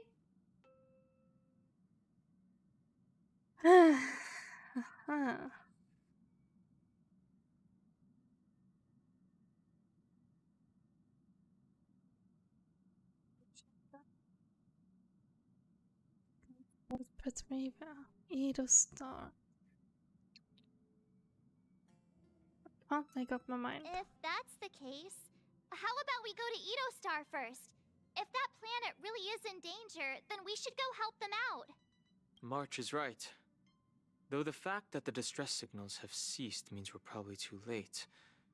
But I still think we should investigate the situation there. You and Dan Heng make good points. I'll throw in a vote for Edo Star too. If that's the general sentiment, then we should indeed investigate. I vote for Edo Star too. 4 votes for Edo Star. 1 vote abstained. Looks like we have a winner. Next stop, Edo Star. Then this navigation meeting is adjourned. I'll go check the warp jump coordinates. Everyone can catch up on some rest in the meantime. When it's time to make the jump, Pom-Pom will make an announcement. There's still some time before the jump. What should I do? How about a chat? Over here. Yeah, I'll chat with you, don't worry. This Astral Express sure is comfy. But I got one tiny problem with it. How come there ain't no potent drinks I will on this ride? talk to them all, don't worry. I can live without malt juice. But at least stock something else. Like that white gem. Common as dirt and not too pricey. No way, our Express is only rated 12 plus. Is Himiko coffee not strong enough for you? Oh, well, that's different kind of strong. Ha! All these years out in the wild, and now I'm bunking in luxury. Gotta say, it's quite the treat. Huh. For some reason, I'm suddenly stricken by the feeling that we haven't crossed paths in quite some time. True. It has indeed been a while. You are always in my heart. I should have known better than to expect anything serious from you. But that was serious. That was serious. What do you mean? This time you must disembark with us when we reach our destination. Got it. Yes, you should. Thank you. Yeah, I know. Please let this trip be uneventful. Please let this trip be uneventful. Please let this trip be uneventful. Please let this trip be uneventful. What's with you and always copying the way I talk? The last couple of trailblazing expeditions have been downright terrifying. It's about time we had some fun, cozy, and cute adventures for a change. Come on, start praying with me. Please let this trip be uneventful. Please let this trip be uneventful. Please let this trip be uneventful. Cross your fingers.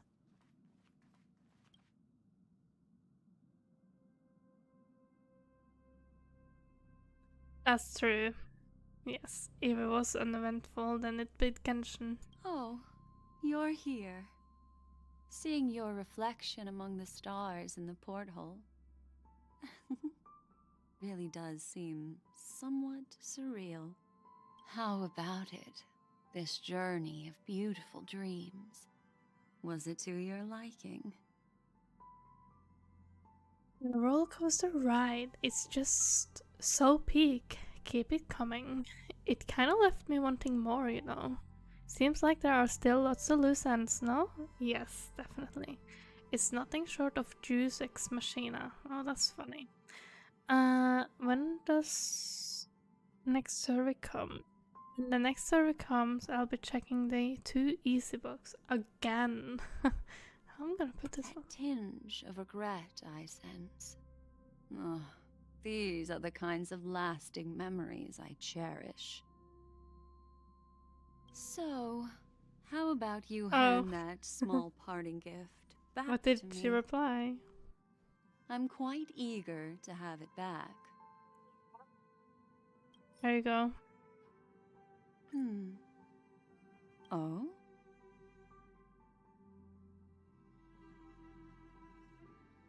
What happened? Never mind.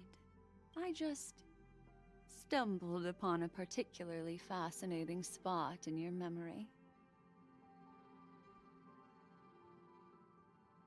Before I explain, I would like to apologize to you. This farewell gift I gave you isn't really a compass from the memory zone, but merely an empty light cone. Remember when we entered the hotel in the dreamscape for the first time, and I procured a few trinkets from your companions? Their functions are similar. This way, I can always be attuned to your location, ready to assist immediately if you encounter any threats. But this is not its most intrinsic function. I think I'm almost done, so in a moment, alright? Light cones are slices of light used to encapsulate solidified phenomena. This empty light cone is the same. It can etch your memories in their most vivid form, and then allow me to admire and manipulate them, turning them into unique mementos. All the world is born from the power of mind. Is there and more? soul, and that power is memory. To prevent ourselves from being forgotten by the world, we must make the world remember us. I spent 9 hours and 15 minutes on this quest. And you're telling me there's more? Life, seemingly vast, offers but a scant collection of impactful memories. Some joyful, some sorrowful, some light, some heavy. But you are different. Memory is a reflection of the future. Within that reflection, I see your unparalleled worth. You have the power to craft memories that can captivate the world. Your memory can illuminate the universe's future path. Let's have a nice voice. And that memory will be as scintillating as the star clusters you see in this portal. They do seem to like the sultry voices in this game, like Kafka especially. Which is why you want to collect my memories. You're making me blush. To help me see if I'm about to ascend.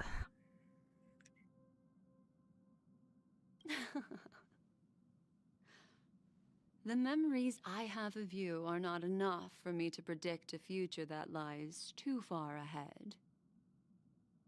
But I can tell you one thing. My favor towards you stems from a more profound reason. The reason is simple. In this grandiose and ostentatious dream of the families, only you personally experienced the entire course. Stop speaking in riddles, please. Patience, my friend. I will reveal the answer to you. Oh my god. That time is not now. Why can no one just give me a straight out answer? Turn around and take a look at your friends. Every one of them is reveling at the arrival of their next destination, all filled with hopes and expectations of their own present and future. Revealing everything at this moment would be a bit of a buzzkill, wouldn't it? No, it really wouldn't. I'm looking for an opportune time. A time when you're totally at ease. Perhaps when the night grows hazy and you're about to drift off would be the most opportune. And then the dev's gonna completely forget about it and we'll never have the answer, and then we're gonna forget about it and none will be the wiser. How about one fine night? I will prepare the candles, aromatics, and even a cushy couch to create a cozy dreamland for you. And then I will tell you the answer in the form of a little bedtime story to lull you to sleep. Hi! Hello! Attention all passengers! The express is about to make the jump! Please be seated and hold on. It looks like we're finally about to set off. There are countless gleaming memories out there waiting for us. Why don't we just leave it at that for now? Ah, that's right. As a small token of compensation for playing that little trick on you with the empty light cone, I will gift you with some words. They hold great significance to me. I have no clue. She does have a belt on her head. Life is akin to a winding labyrinth where memories serve as our sole companions. You'll remember these words dearly, won't you? I'll forget them tomorrow.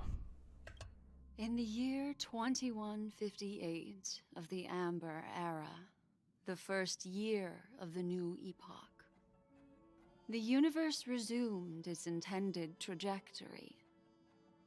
The kindling of conspiracy smoldered in Penacony, the land of the dreams. Failing to erupt into a blaze, it instead flickered briefly on Klapoth's anvil, before vanishing in the blink of an eye. Wish we could, like, take and times those 2 speed on fated to die conversations. remain in their eternal slumber, while the living find solace in deep sleep. All clamored in a cacophony of silence, and then went about their own ways. The cosmos emanated a vitality characteristic of a new era, all for the modest price of a brother and sister's mild grief. It's so true as Babies well. are born as stars extinguish. The silver rail unfolds. The story of the Astral Express comes to a close, yet it also embarks anew. Time marches forward, heralding the arrival of a new chapter in the history of trailblazing expeditions. I'm not even paying attention to what she's saying. The end. Is it? honkaistarrail, the end. End of the game. Okay, good.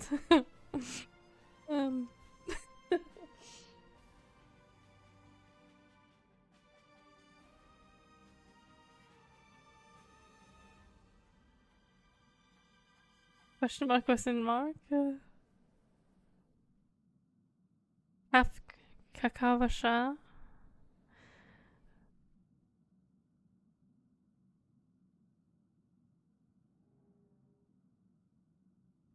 Ship supervisor Elio. In loving memory. Aww.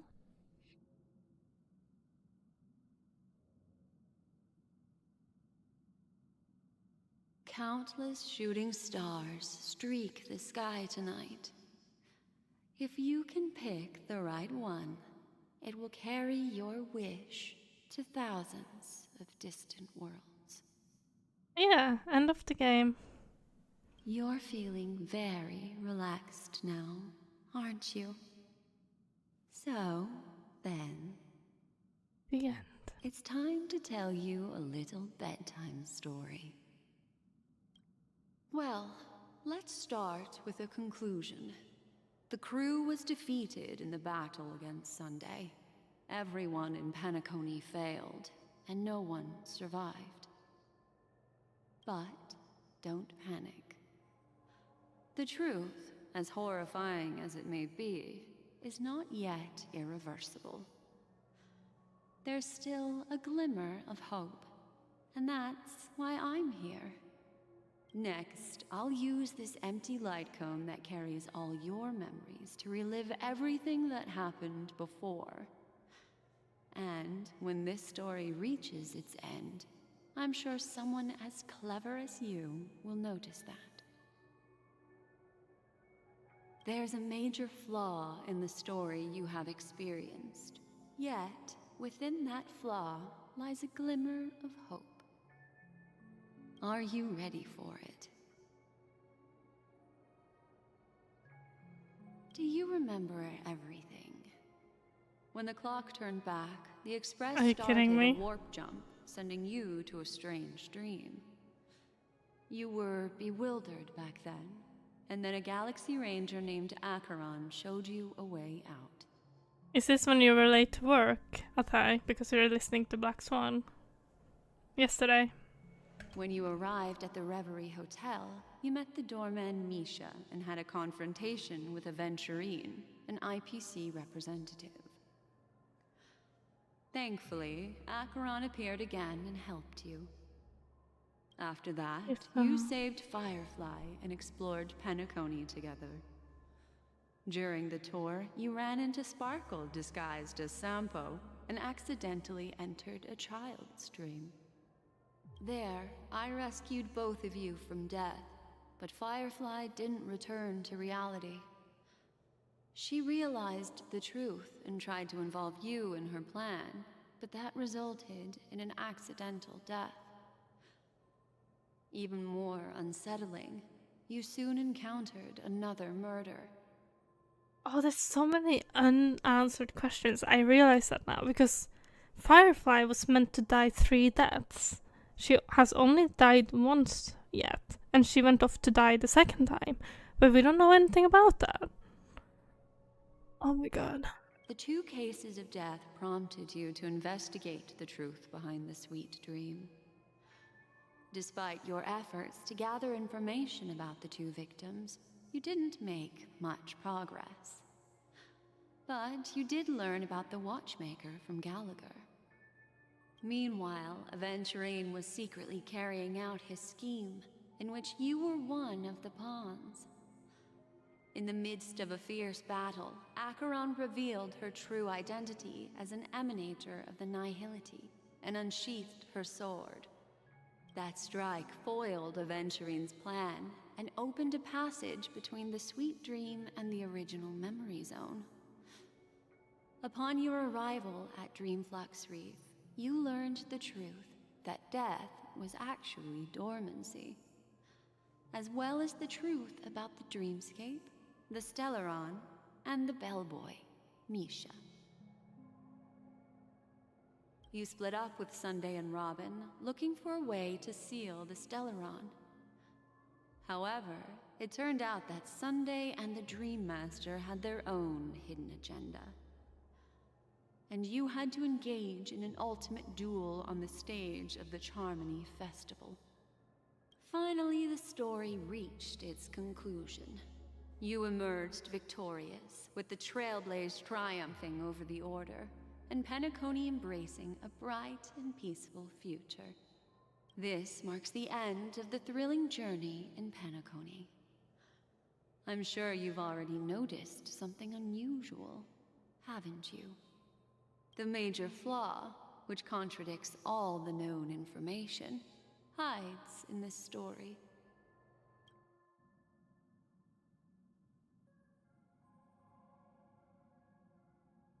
I first encountered with Misha at the hotel. Because Misha only... This is about the real reality and the fake one. Because Misha only exists in the dream, so when we entered the hotel, we were already in the dream.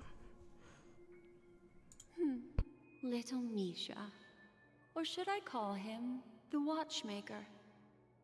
He's only a segment of memory in a dream bubble, but his ambition for the Trailblaze led him to leave the bubble and embark on a grand adventure in Penacony.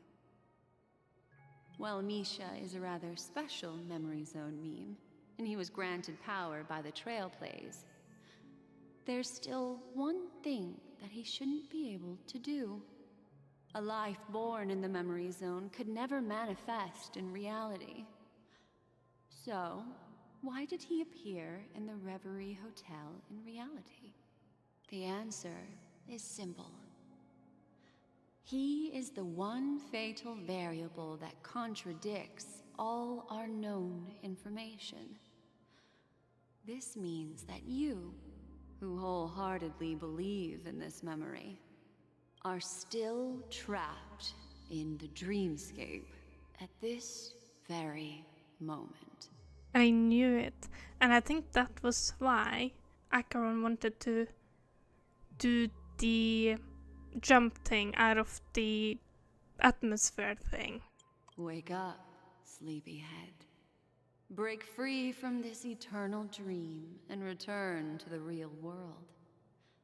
We'll find our answers there. So interesting. The train is about to make the jump. 5, 4, Yeah. 2.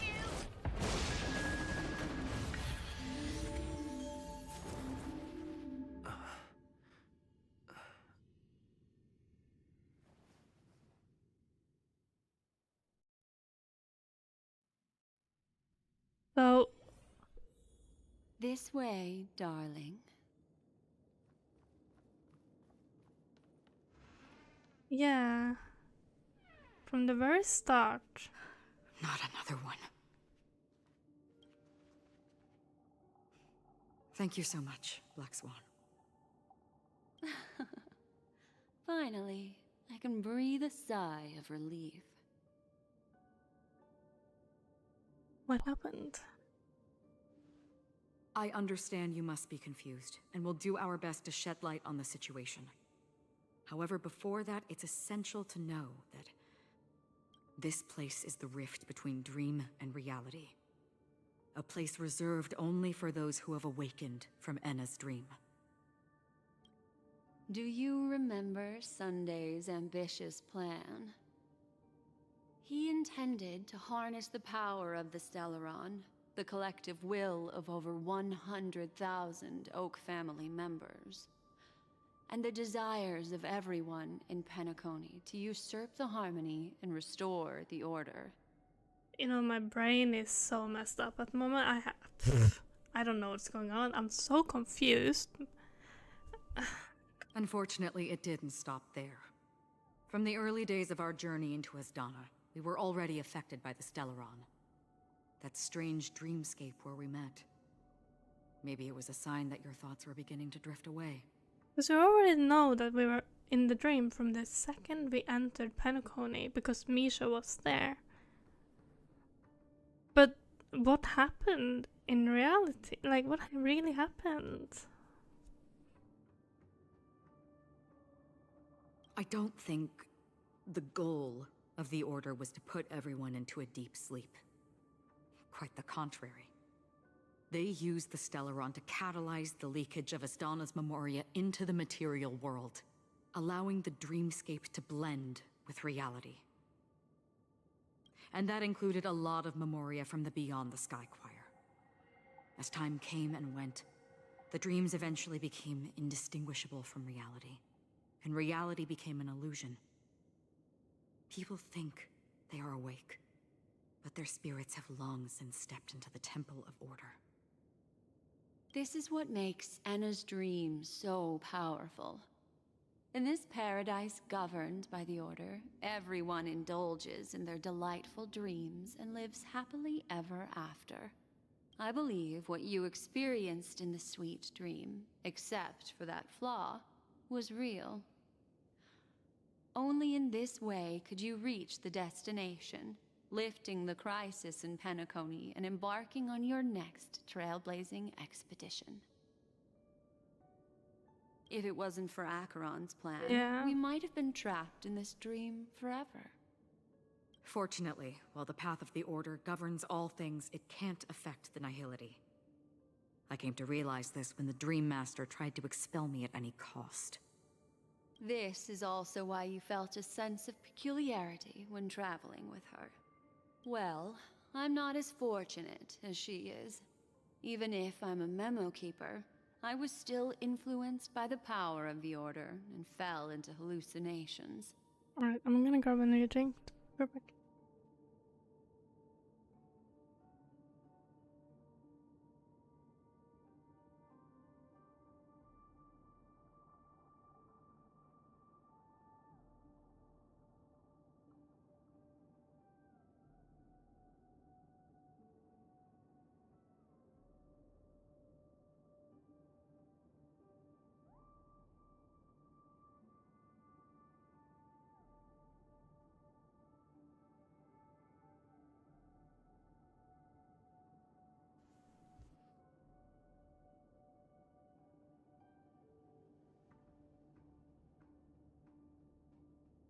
However, thanks to your memories, now we still have a chance to turn the tide.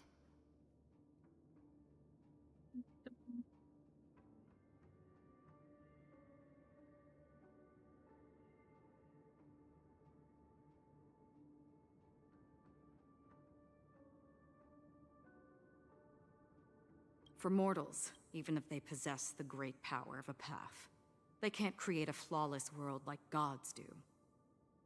That's why there was a flaw in your dream. In other words, once you have realized the world is not real, you'll have a chance to break free from the dream.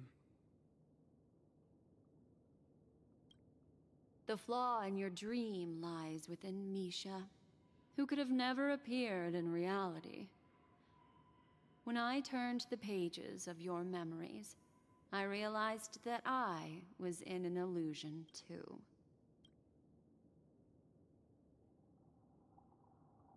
Now Sunday has usurped the power of the Harmonious Choir through the Charmony Festival.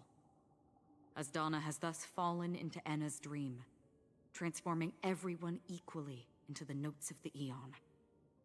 Failure doesn't mean weakness. Only the strong can gather the will to resist the order and try to break free. We still have a chance, though. To make it happen, please, Black Swan, guide us to those with a strong will. All right, please come with me. These people are... They're the ones who accept Enna's dream and indulge in their happy illusions. We have no means to wake them up now. Not even your clockwork will do the trick. However, there are still other things we can do. Let's keep going.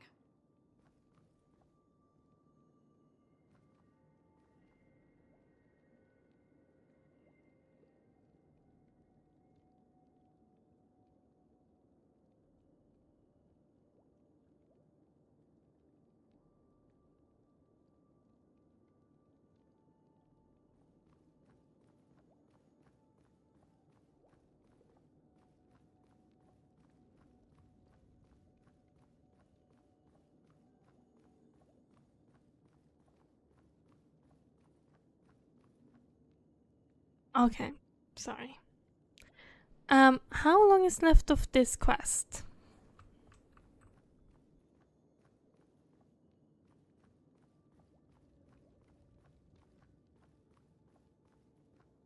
You should hear me now, I think. Because I expected this quest when I started it to maybe 2 to 3 hours, maybe 4. It's been nearly 10 hours of quests. And I have things to do. So I probably will end it here. 30-40 minutes. Spend more time today on this. It's fine. We'll rush through it.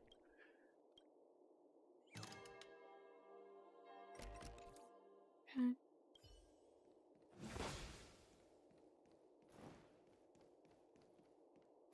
Sure.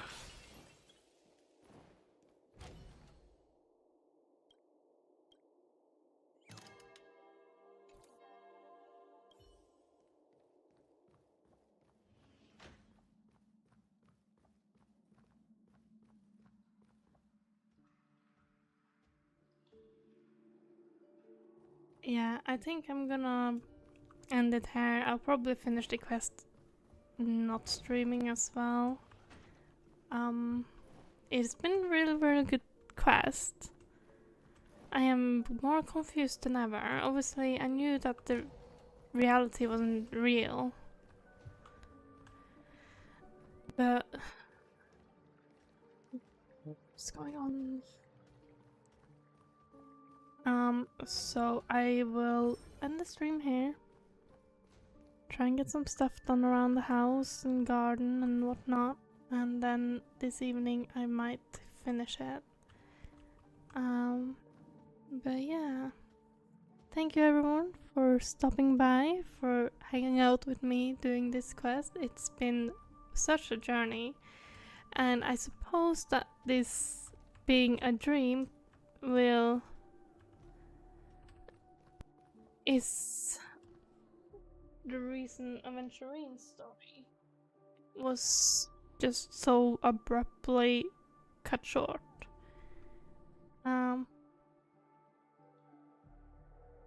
Yeah.